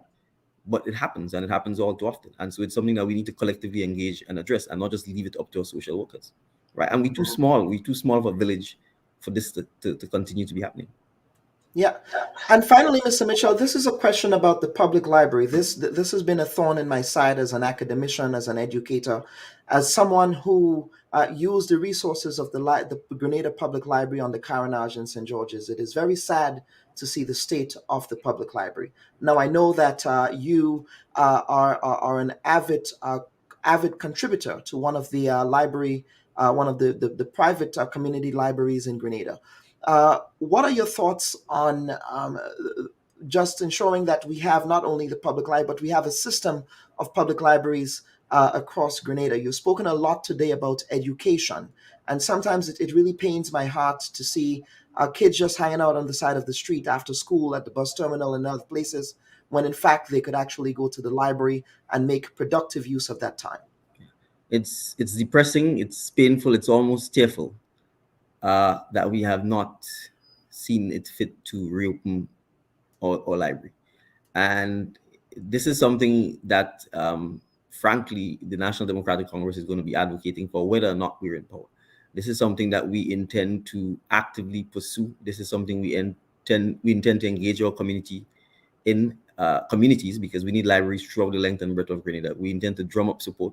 We intend to speak to everyone we can within and outside of Grenada to get our libraries open, because it's not just the books anymore. I mean, just the historic. I mean, just look at the building and its history, its culture, its role in the architecture of St. George's. It's Kelon, honestly, it's when I say it's depressing, I mean that. It is shocking as a nation that we don't have a national library, because it tells you something about us. It suggests that learning isn't important. It suggests that education isn't important. It suggests that enhancement isn't important. It suggests our history and our culture. Where is our national archives? The Governor General's residence has not been rebuilt. Who has the national archives? Do we even know where it is? So if you don't value your history, if you don't value your culture, if you don't value learning, it means you don't value life. It means you don't value your society, you don't value your civilization. And so it really is a damning indictment on us that we have not agitated, advocated, marched, petitioned to insist that the National Library is reopened. And I will say this to say to you, whether I'm involved in politics or not, this is something that I intend to pursue. It's something I intend to encourage others to get involved in. And as citizens, I'm satisfied that if we do the right thing, we will get the state to do the right thing. Well, I do know that citizen Susan Maines has actually embarked upon a petition drive, a public education campaign, if you will, to pressure a central government, and in particular also the Member of Parliament for the town of St. George, Mr. Peter David, a former executive member of the NDC, of course, to really do something about that facility, because it's immoral. In my view. Now, Mr. Mitchell, I will give you a chance for some closing comments. We went beyond the allotted time, but I do thank you for indulging with us today. Sure. Over to you. Well, then I should start by apologizing to your coming guests for cutting into their time. But Kelon, it's been an absolute pleasure to have the discourse with you. I look forward to more of this. I want to say thank you to your listeners and viewers who heard me today. As I said, I got involved in politics because we need to raise the nature of our discourse. We need to talk about matters that are important. We need to be positive and constructive in our comments and in our criticism, so that we find solutions to our collective problems. And that is why I got involved. That is why I hope to encourage others to get involved. Because if I've gotten involved, there's no reason why you can't get involved, so that we collectively improve our small islands of Petite Martinique, Carriacou, and Grenada. So thank you again. It's been a pleasure. Absolutely, Mr. Mitchell, a past student of the Presentation College. I was holding that until the end, but it's on a personal note. It is good to see brothers from the Hill trying to make a difference and serving their communities in Grenada and around the world. So thank you again, Mr. Mitchell. Thank you, Kelon, and have a great Sunday evening. Okay. All right, folks, that was Mr. Dickon Mitchell, the newly minted and newly elected political leader of the National Democratic Congress. Of course, there were some other issues that we needed to address with Mr. Mitchell, but that did not give us enough time to ventilate those other pressing issues that we had on our programmatic agenda. But we want to take a quick break and come back with the panel segment of the week. Mr. Peter Wickham is waiting in the wind. Peter, I know that you did say you have to go, but I will thank you for your indulgence. Mr. Kem Jones and Mr. William Joseph. So stay with us, folks. We will take a break and come right back. Since losing that seat, what have you? A pleasant, I'm saying a pleasant good morning, but welcome back, folks. And at this time, I'm joined by Mr. Peter Wickham of the pollster of the Cadres, political polling firm, as well as Mr. Kem Jones. Mr. William Joseph, please turn your camera on. Are you hiding from Hamlet, sir? Please come on the Bubb Report. I'm not going to abuse you on this platform. But Peter, I want to start with you quickly. Now, in previous years, you've given several prescriptive recommendations to the National Democratic Congress with respect to what their particular direction should be. You've also, in your data with respect to previous polling, you spoke about voters in Grenada who did not necessarily vote. As a matter of fact, I believe in the last election, over 20,000 people did not vote. And that could have been for a number of factors, but clearly it points to disaffection. Looking at the new look NDC, would you say that the next general elections in Grenada would be much more competitive as what we have witnessed in the past? Yeah, no, it was interesting to listen to the new leader, and certainly I congratulate him on coming forward. And I think one of the things that struck me about his presentation is that he seems to want to turn over a new leaf. You know, I've been very critical of the fact that the NDC has been focused almost exclusively on attacking Keith Mitchell. And the presumption is that, you know, attacking Keith Mitchell and saying bad things about him would have been the route to victory. In my opinion, that has turned off a lot of people, and it may very well have contributed to the fact that many people don't participate because they don't really see anything to vote for. So the extent to which he is coming in and has been spending a lot of time not attacking Dr. Mitchell, but certainly speaking to what he wants to see change, I think is a step in the right direction. But certainly there is also merit to attack the incumbent. I mean, that is what politicians do. This is not something that's a novel idea, is it? No, but if you are going to attack Dr. Mitchell, and if you look at the attacks on Dr. Mitchell, they've been consistent. I mean, it's the same thing, you know, the same corruption allegation, the same scandalous allegations that have been made. And if you're going to attack a person on that basis and you're going to do it 3 times without success, then, you know, I think that's a garden variety definition of lunacy. If you repeat the same mistake over and over again and the outcome is the same, and in the case of the NDC, the outcome has been devastating because you have been beaten in the worst way possible 3 times, whether you be in government or opposition. And I think that the fact that if your strategy to defend yourself is to say that this individual is so bad, but yet still people give him all the seats, then clearly you're on the wrong path. So there's nothing wrong with attacking a government, but I think the basis of the attack does leave some questions as to whether or not it was in the right direction.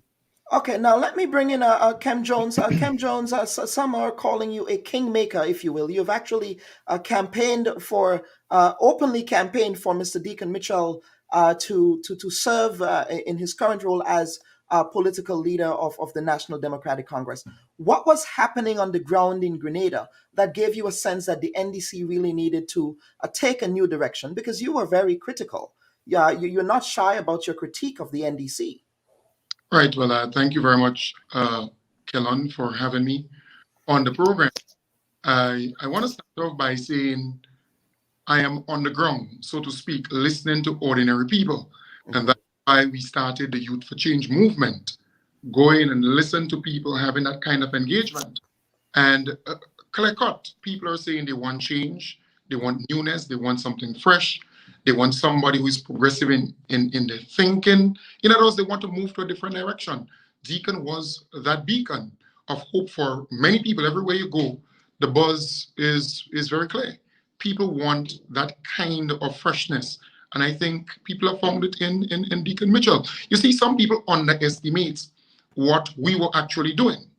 when I started calling for reform over and over again, realizing that it was not happening quick enough, I decided to go openly on the 2 shows that I do and say it as is, because people know me to be that kind of uncut, unfiltered, sometimes controversial, but straight in the face. Everybody would not like you, but the strategy has worked because the Grenadian people were actually calling for that kind of change, that kind of new look. And I want to congratulate Dickon Mitchell for stepping forward, because it's not easy, Kellon, to come forward and be the leader of the NDC or any political party in Grenada, because when good people come forward, they would go after them no matter what, to character assassinate them, to destroy them. And I've given that commitment. I've stated very clearly, I will not sit idly by and allow the people who are accustomed to destroying good people to destroy Dickon Mitchell. Because I believe he's just what Grenada needs at this point in time. And look, I'm happy, I'm excited. The reform has started and still a lot to be had, a lot to be done in going forward. I'm excited. Now, I suspect, Kem, if Dickon were to go off the rails a little bit, that you would also be holding him accountable, as you've had other members of the party. And are you now going to submit your application for full official membership into the NDC? Are we going to be seeing a return of the yellow T-shirt on your various platforms? Well, who tell you I'm not a member of the NDC? Well, I mean, this is breaking news to us. I didn't know that. I always felt as if you were an independent arbiter, kingmaker from the outside. So you're breaking news to us today. Right. No, I'm just kidding. I'm not admitting that. I'm just kidding. The lighter side of things. You see, for me, I believe that Dickon will transform this country. And I can tell you straight off the bat, this platform here, he can get it anytime to use, meaning the 2 programs that I do, the People's Program. In other words, you would not find Kem Jones out there criticizing this individual. I will pick up the phone, I will call him, I will say, hey, Dickon, boy, X, Y, and Z is the case. But you would not find that in going forward. In other words, that is what people want, the reform process. It is here. I might be very frank on issues, and I will continue to be. So, for example, Dickon just spoke a while ago on the issue of cannabis. We differ. We are different in our position, right? I am for legalization, full legalization of cannabis, of marijuana. He's for decriminalizing it and regulating it and so on. And I am for regulating, I am for expunging of the criminal records of people, who have been wrongfully arrested and charged and so on. I am for that. Clean the records of young people so they can travel and they can bloom and, get employment and opportunities. I'm also for regulating it. I'm also for a formal apology to be given to the Rastafarian community for the wrongs that they have committed against them for the use of this herb. It's not, so we may differ on certain things. We may have different, ideas on certain things, but we're gonna sit and see how we can come to some place where we can agree, right? And that's the approach in going forward. I think Grenada needed a person like this young man, and I will stand in the gap to defend him. I believe he's forward-thinking, progressive. That's what we want, and it's a different approach. In going forward, you can expect that a totally different approach in going forward. I was very yes, go ahead. There, and we see the reform taking place, and it was purposefully done from my end for that reform to take place, and that's what I will be. When you say it was purposefully done, expand on that, please. No, meaning that Kem Jones out there, because I have been reaching out. The mere fact that I come forward publicly and say, look, people are asking for the change, people are asking for the reform. Certain people need to step back, certain people need to step forward. In other words, I was very public on this. Some people criticize me. That you were, and I'm sorry to cut you, but let's unpack this a bit. Let's assume that the election of the NDC went another way. What would the fortunes be for the NDC? You just heard the pollster here relative to what the NDC could be doing, having sort of a forward-thinking approach to the politics. Now, let's say that the election went another way. What for? For the convention? How would you have responded to that? No, my position was very clear. I stated very clearly that the Grenadian people wanted Deacon Mitchell. They've stated so over and over and over again. I am on the ground. Yes, Peter Wickham is out there. He will do his scientific poll and so on. But I'm on the ground. I get the information firsthand from people. And they wanted Deacon Mitchell. And I stated on the program that is Deacon Mitchell or no way. Because you're not going to go in a ship that you already know going to crash. Right? So it was very clear cut on my program that I explained those things. And I heard Peter Wickham spoke about not criticizing or not speaking about Keith Mitchell and certain issues and so on. We are not in the age of briefcase, We are talking about real issues. Dr. Keith Mitchell, the Prime Minister of this country, promised Grenadians oil and gas. Where is the oil and gas? We're going to criticize him on that. That's a solemn promise he made to the Grenadian people. The issue of lowering the high cost of electricity. Once they take control of Grenlec, the price of electricity will go down. We have the man on record promising that. Right now, Grenadians are experiencing the highest cost of electricity that we have ever seen in how much decades, right? So we're going to continue to criticize, particularly on my program and other platforms, Keith Mitchell on substance, on issues. When we talk about high electricity costs, high cost of gasoline and diesel in the country, high water rate, high food prices, high unemployment, high poverty rate, high corruption within government, cell phone gate that would come to mind, high victimization of public officers, no pension, no gratuity, the destruction of the rural economy, lack of disposable income for our people, a broken healthcare system, a broken education system. We can go on and on. In other words, what we have been doing for the many years, we have been talking to the issues, but we must also highlight to people who is actually responsible for all that I mentioned there. And Keith Mitchell has a great part to play in this, and that is the direction that we have been going on. No briefcase talk and all this stupidness. We are more focused. So Peter, you heard that what Kem said. He said that the messaging seems to be evolving in the way that they approach the issues that are affecting the country. Your thoughts? Yeah, no, and I'm happy to engage you because I only have 3 minutes remaining, and I want to say a couple of things. So yeah, no, I mean that's fine. The fact that they're not going in the direction of the briefcase and they're challenging on issues. But look, there are a couple other things which came up in the conversation. For example, he started to speak to concerns he had about constitutional direction in Grenada. And I was somewhat disappointed in the way that he treated to the issues, because effectively what he is saying is that a lot of the changes which were proposed and that were in the referendum, he actually supports. So he supports term limits. I think they were proposing 3 terms. He supports 2, fine. But the point is that he supports term limits. But that failed. And I think that a big part of the reason it failed, it failed because the NDC did not get behind it and support it. And then there were several other practical changes that were in there the second time around. He said it was a question of one question. You challenged him on it. I mean, but he suggested that it was a single issue referendum that was needed, when for all intents and purposes, Grenada had both. You had a multiple issue, single question, and then you had a single issue, several questions on single issues, and people had the opportunity to vote for and against, and Grenadians rejected all of them with the support of the NDC, which is the important point. So hold on a second, Go ahead, Peter. Hold on a second. And I'm saying that if we are going to agree that there's fundamental change that needs to be made in Grenada, and I'm supporting him on that entirely, he also has to accept that the NDC will have some of the same challenges making those changes. Because when you get to a stage where you support the idea that there should be a leader of the opposition created in situations where you don't have, which is directly beneficial to the NDC, and the NDC campaigns against it, then you have to acknowledge the fact that, as an NDC, you have also fallen short of the glory. And then the final thing about the Republic, I mean, and I was completely at sea there, because I think that he is completely at sea, because he's saying, I support a Republic, but I don't support a Republic. And I'm trying to understand, if you do not believe that the Queen should be head of state of Grenada, then what exactly are you proposing as an alternative? Because it's one or the other.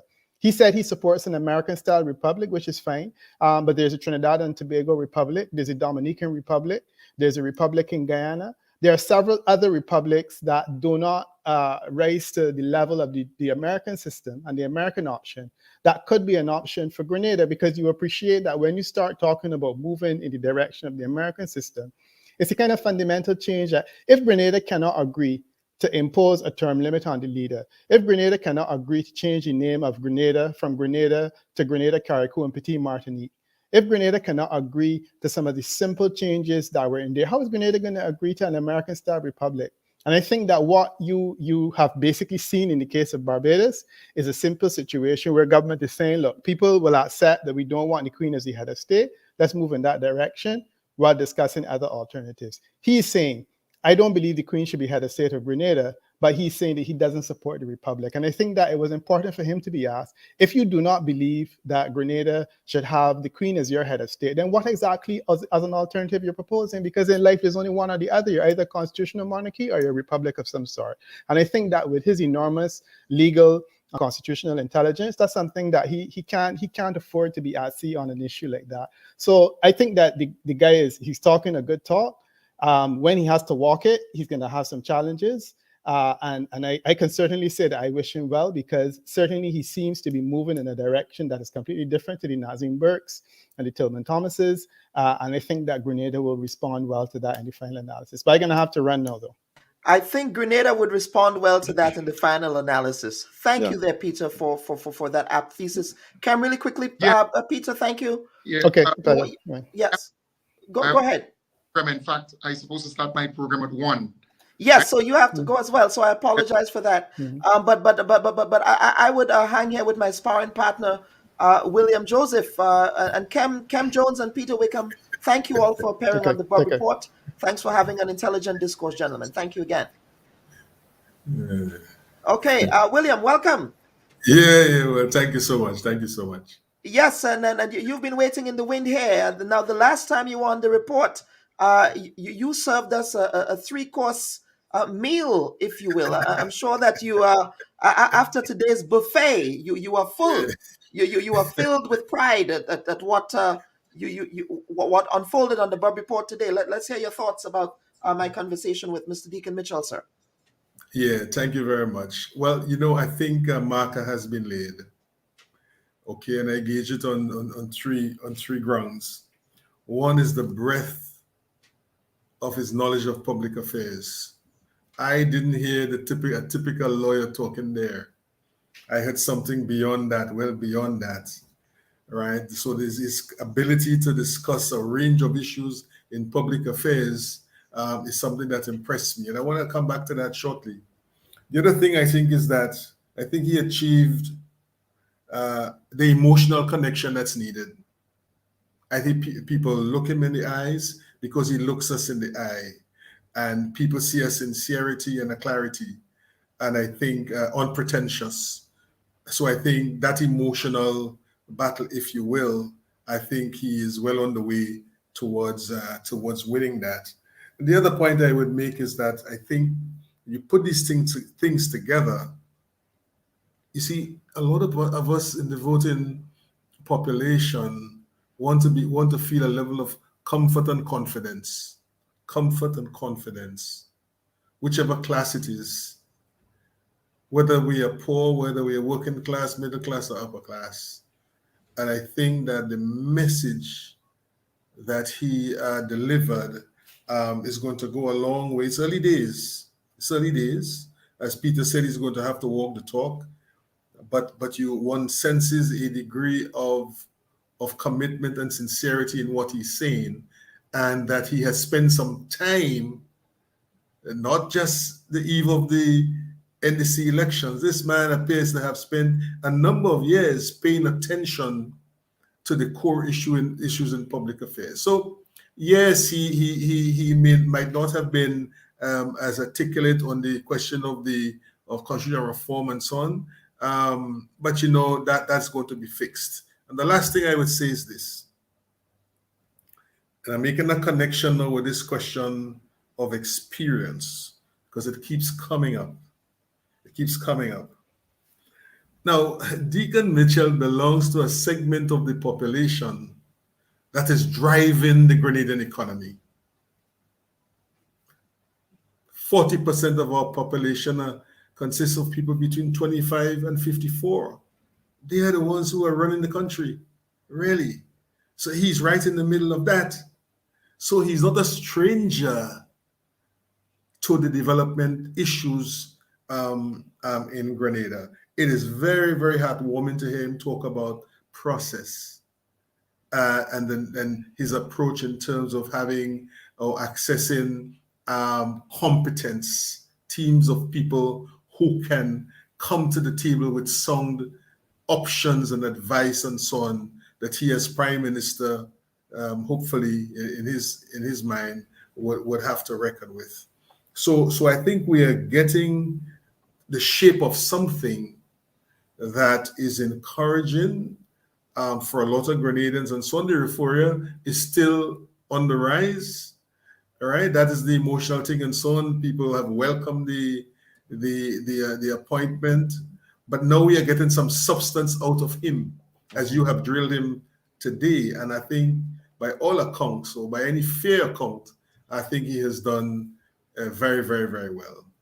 Yes, and now the NDC has been delegated by palace intrigue, right? There still appears to be some internal tensions, again, to the extent that these tensions are widespread, and to the extent that these tensions are entrenched into the body politic of the NDC. That is something I don't know. I'm not on the ground in Grenada, so I can't really speak to that, but probably you can. How does Dickon Mitchell really ensure that the curse of that past does not continue into the future of the party? Yeah, I think there's an urgency. There's an urgency for him to machine a new brand. The NDC has to offer the Grenadian public a new brand of politics, a new brand of development thinking, and I think he touched on these things. Branding is crucial in the present context. The ruling party is essentially a provider brand, the hand of supply, and that's why they are so popular and strong among the poor people, especially, and with appeal into the working and middle classes. Right, a provider brand.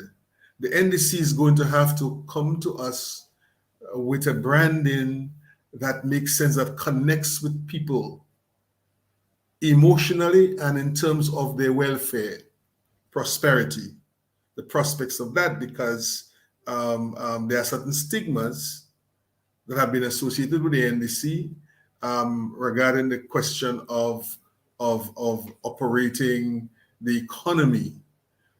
So there have been some issues there, and I am encouraged with respect to this. People have raised.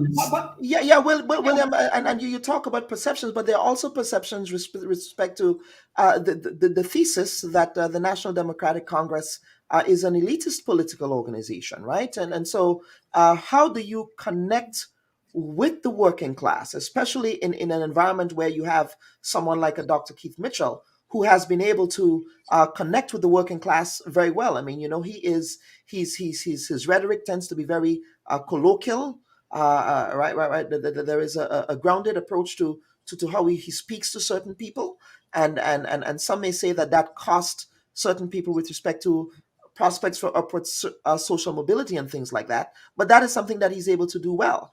How does NDC rid itself of that perception that it's anti that idea of? Well, you see, so it's tied up in the notion of the rebranding that I suggested that needs to be done, right? There is something for the persona and voice and presence and so on that people identify with. It's part of the cultural setup of our politics, and it's very, very important. So but I think there's an opportunity for the NDC of today to establish itself as a very different political organization than what we've had for a long time. You see, so the stigma issues, right, regarding the economy, the stigma issue regarding division, the stigma issue regarding, contention inside there, they're going to have to put these things to bed. Now, poor people understand very, very well this whole question of of a provider. They've been comfortable with that since the estate era. And that's why they're so loyal. They were loyal to the estate owners back then too. So we bred that. The working class Grenadian, we look at the characteristics, drill down there. First of all, the education level is a lot higher among the working class. So that says that they would be concerned about information. Information. They want information. They would also be concerned about a relationship, trusting relationships. And I think the big ticket issue for working people would be the programs that the NDC comes to the table with that lifts the stake of the working people in Grenada. Whether it is ownership, whether it is education, what have you. But there must be very discrete programs to lift the thing. So when we're talking about, for example, big money in the politics and big business supporting people and so on, we need to balance that thing, because big business has been supporting political party X in Grenada for as long as it has existed. And they have run the country. People could say they have pursued policies in support of this and support of that. So similarly, one might expect that if big business were to support the NDC in this period, there might be issues on which the organization as government might in fact seek to balance considerations there regarding policy. But on the other side is this: poor people, with every respect I say this, poor people can't develop country. We need people with resources, people with money to make it happen. And so that is the importance and significance of business people. If that is the case, I'm hearing that, but if that were to be the case, of business people aligning themselves by way of support to the NDC for the first time in many, many, many years. But William, the new National Party has been historically going back to the Grenada National Movement, the GNP, not the GNM, the GNP, right? They've always historically been tied to big business. How then are you suggesting that there is going to be a historic alignment away from that from the NNP to the NDCs? Is that what you're seeing on the ground? No, I'm saying there is some word. I wouldn't say evidence because I'm not in the middle of things. There is some word that some elements of the business community, both local and foreign, might be willing to align themselves with the NDC. And that's why in certain quarters, people have been asking questions about big money and doing the bidding of big money. That's where it's coming from.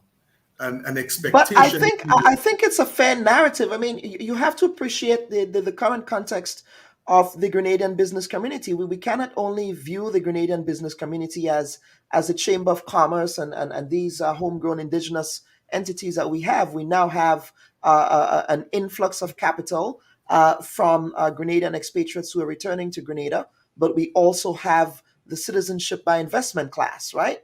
And that is a question that I didn't get to ask Dickon, right? So I think it really comes down to looking at business not only as the homegrown business community, but other elements of the business community that are also coming into play. That CBI investors are investing a lot in Grenada. They might have interest there as well. But of course, and it is fair and legitimate that they have interests.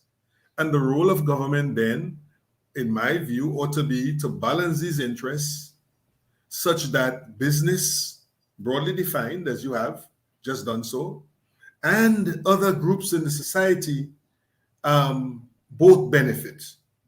In other words, we must not impoverish people while other people get everything that they need. I'm saying that some balance has to be achieved in the process, so that to me there is no sin or crime involved in this question of big business supporting and big business having some influence on policy. That goes with the territory, right? It would not be the first time, it would not be the last time.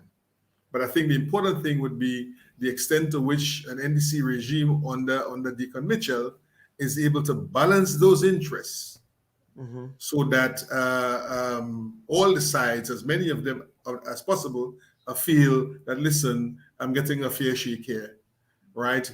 Poor people feel that they are moving up. And let me make a point about this thing with poor people. You see, we are talking about empowerment.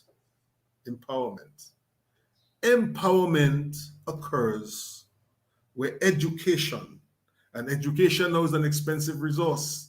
It has to be paid for. Where education and money, financial resources meet.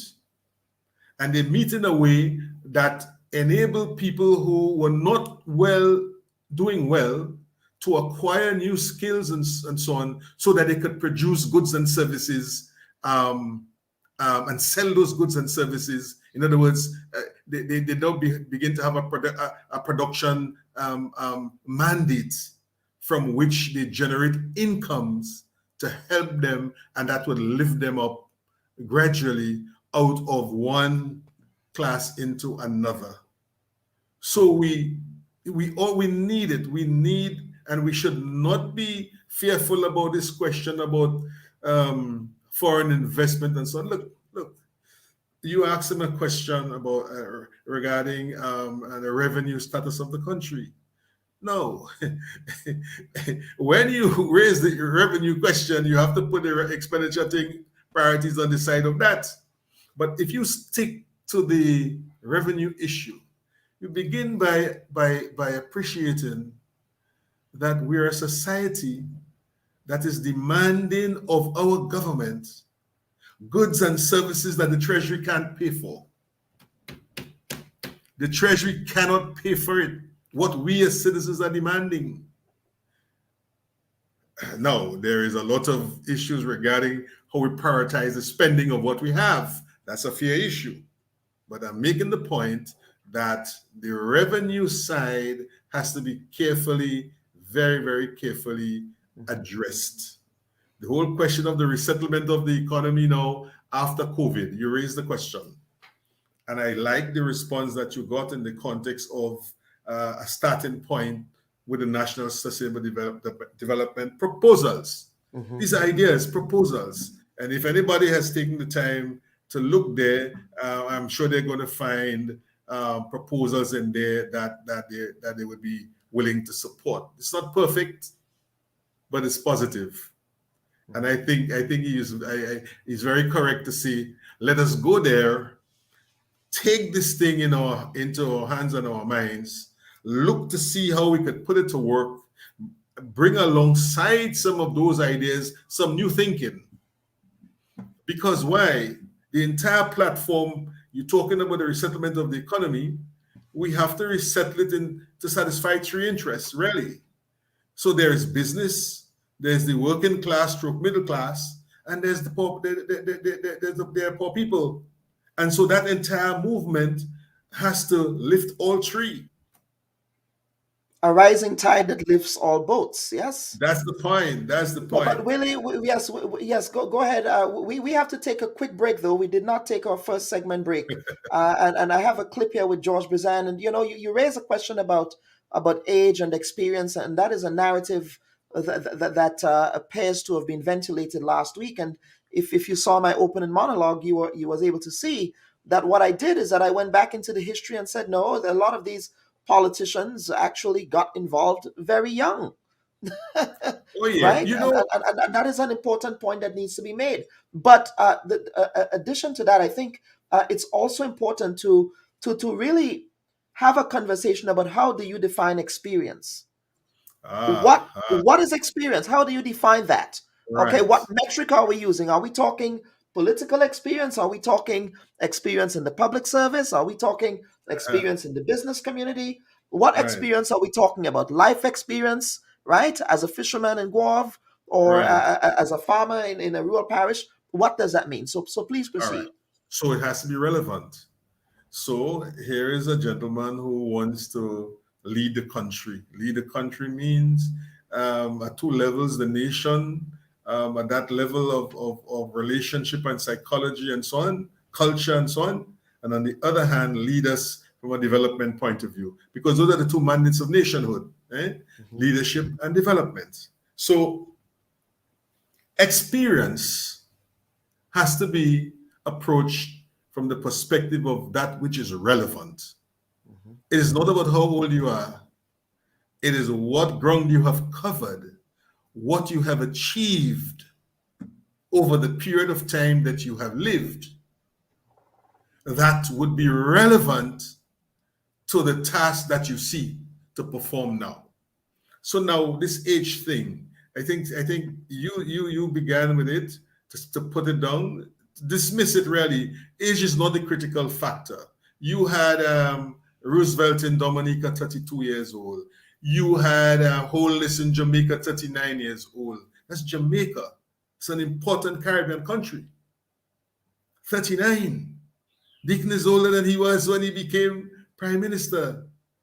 And then, you know, my biblical mentor, Joseph, prime minister of Egypt at 30 years. And why? Because he had demonstrated to the king, he had demonstrated his ability to plan, his discipline and so on. And so therefore he had something to show. And that is the test. What do we have to show over whatever time that we have lived that's relevant to what we are hoping to do or required to do by the Grenadian society in this context. So, Mr. Joseph, yes. Thank you for that. We will take a final break, and then, Mr. Joseph, when we come back, we're going to wrap up this conversation, and then you will talk to me about that tiff, or perhaps it might be a storm in a teacup that you're having with my colleague Callistra Faria. I will go to bat for my colleague, so we will get into that when we come back. This is the Bubb Report with Dr. Kellon Bubb.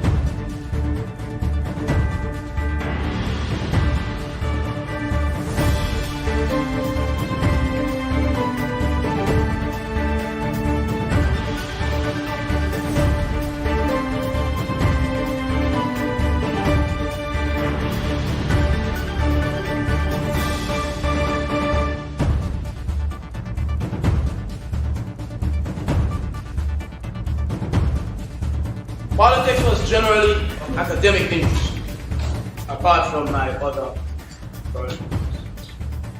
And it was not until 1984, after a very painful and tragic events of 1983, when a Grenadian, young and old alike, from all quarters, whether I was in office or I was at home, came to me and said that I must get involved. And there is no point persons like myself remaining a bystander in political development, in light, and particularly in light of the traumatic events. I gave serious consideration to it and found that I should make it happen. I've had no regrets since. I am a person, once I put my hand to something, I give it my total will. Unlike other persons, I don't approach life with pessimism, life with optimism. And I think for us, Grenadians, Caribbean people, and in fact, persons from the developing world, we must never be subject to the paralyzing effect of fatalism and pessimism. I am not impatient.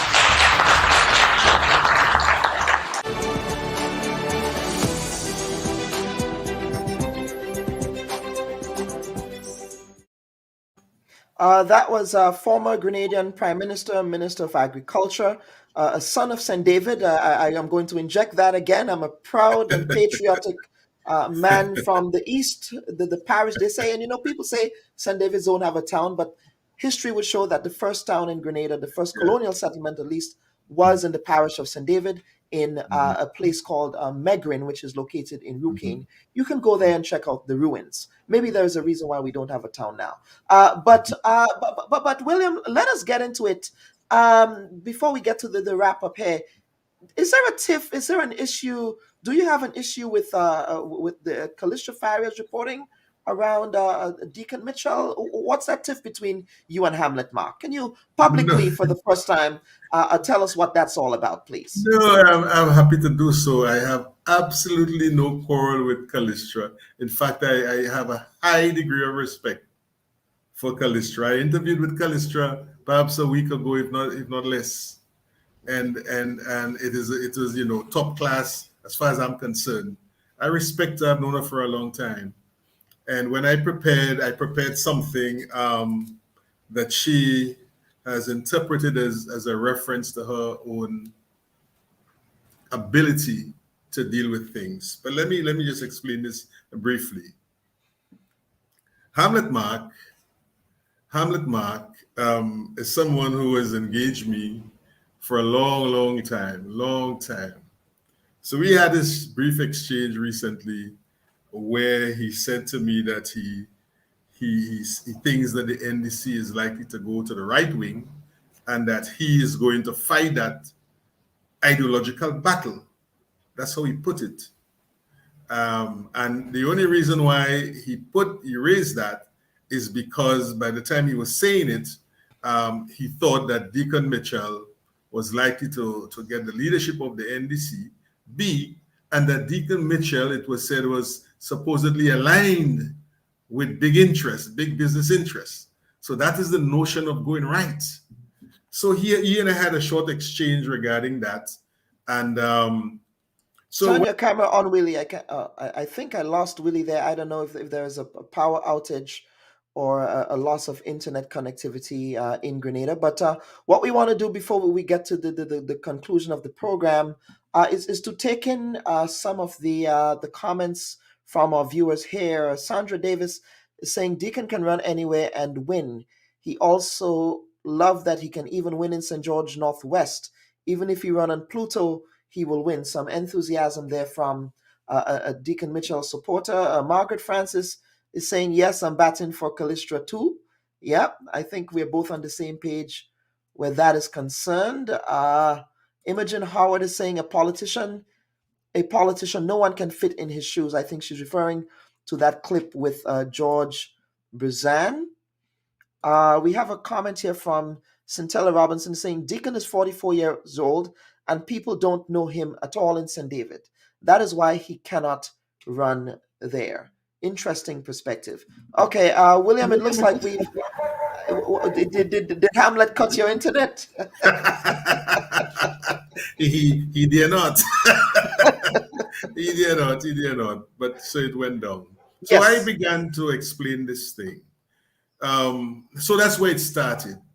This thing in Hamlet's mind that the NDC was going to go right, become a right-wing party, and that he thought that he had a duty to fight it ideologically. So that is where it came from. So when I listened to the interview and I heard talk about big money and so on, I said, well, what's going on here? No. Hamlet Mark is the guiding mind behind WPG 10, yes. That's right. He's the guiding mind behind it. Everybody knows that. So I concluded, okay, Hamlet is at work. I did not, as a matter of fact, stop to consider, Callistra or to think that I'm targeting Callistra, as I've said to her. She was never my target. But let me tell you this. So I prepared some notes and put it on an audio, sent it to Hamlet and said, listen, tell me what you think about this. It is not yet released. And let me tell you, up to this day, I have not released it. And the reason why I sent it to him is because we had this conversation about right wing and so on.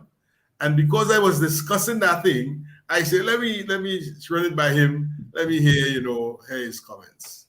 Lo and behold, he chose not to comment politely, but to pull out some kind of garbage bag of stuff and so on. I said to him yesterday after I said, boy, you're teaching me things about myself that I never knew. You know what I mean? I get attributed, he attributes this and that in the NDC to me. I never knew I was involved in those things. I never knew that. I learned something from Jackie Kreff many years ago, 1975, at the GBSS. I had given a speech to the boys, being on the student council. And she called me one time during the break one morning, and she said, William, some people speak for acclaim, and others are acclaimed when they speak. And I have not forgotten that. And so I have tried in my discourse, in this role that I've taken upon myself as commentator, to try to say sensible things to the Grenadian public. You see, I don't engage in rah-rah, mud foolishness. I try to bring substance to whatever I have to say. Because I do my homework, at least I try to. All right? And so when I read these things and so on from him, I wondered, what is going on here, man? This is the, political enmity is a bad thing. It's destructive. Mm-hmm. So we were on different sides in the issue regarding Peter David and so on back in the NDC, but I didn't create it. Anybody knows, familiar with the history of that thing, and Hamlet knows the truth. He knows the truth, but he chooses to run this stuff and so on as if to make me out to be some kind of foolish monster.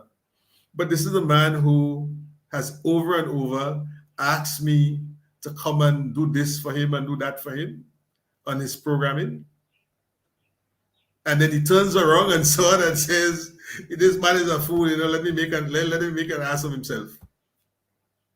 So I laugh it off and so on, and I figured, well, come on, you keep contradicting yourself, so forget it.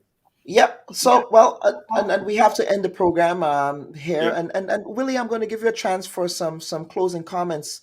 And of course, I wish you and other civic-minded Grenadians would advocate for there to be a national debate between the leaders. I think it is really needed for the health of the democratic process in the country. We here at the Bubb Report will be making a serious stake to ensure that we can have national debates on substantive issues in the lead up to the national elections. Grenada needs that. But I will give you a chance for some quick closing comments. Yeah, sir. I agree with you entirely. It didn't come out this morning, but the way I see it, these elections are not far off. Yeah. So the NDC that has no honeymoon, they have to get on immediately to working out their business regarding a campaign that makes sense, that could produce some level of success. You see? But they have the right start. This issue of readiness to govern begins with offering the Grenadian people a leader who is credible, a leader who is respectable. He or she does not have to be the most charismatic, but must be credible and respectable and all those fine qualities. And I think we are seeing those things in Dickon Mitchell. Substance, sincerity. He's obviously well connected with the working class and ordinary people. He will speak for himself. Others have begun to testify to things that he's done and been doing. But I think they now have found in him a leader they can take to the marketplace with pride. Because you have to be able to sell your leader. And then the leader has to become an engine, a political engine, really, to move the welfare of the party forward and lift everybody in the process. So for Grenada now, I think, given his relative youth, I think the right age for that to be happening. My last book, which was done on the revolution, it is subtitled A Leadership Guide to the Young Grenadian. And so I am very, very, very encouraged that at this point in our history, we have our 40-year-olds stepping up and saying, let us get this thing done for Grenada. Those of us who are my age, 60 and over, what is our duty and responsibility? To help and guide them as far as we could. Help them. But I'm very, very clear that these young people, being who they are, it's a stock of human capital the country has at its disposal at this time that we have not had for a long time, perhaps in our history. That stock of human capital, both in Grenada here and outside of Grenada, young professionals and technicians and so on, who don't need 20 years to learn anything. They can sift it and sort it out almost in a jiffy, and it's sound. But with the guardrails must be up and the guidance must be there and so on. I think that's where we come in, people of my age and so on. So I think it's an encouraging time, and let the democracy flourish. Thank you so much. Let the democracy flourish. And on that note, a cautionary tale for media workers and journalists. I beg of you, let us engage in impartial and dispassionate, well-researched journalism that illuminates the issues for the people of the country. And a cautionary tale to the political apologists on either side of the political fence. There would be occasions when you may not necessarily agree with the line of questioning of a particular journalist or agree with what they have to say, but that is the role of the journalist in a flourishing democracy, as Mr. William Joseph just said. So on that note, I wish to take the time to extend my deepest gratitude to my hardworking producers on the ground in Grenada, who really worked hard with myself to put this program together this week. I also thank our viewers and listeners for your comments and your contributions, and we welcome you to continue to participate by viewing and sharing the Bubb Report as far and wide as possible. So again, on behalf of my production team, on behalf of your humble servant, I thank you again for watching the Bubb Report this week. Bye-bye.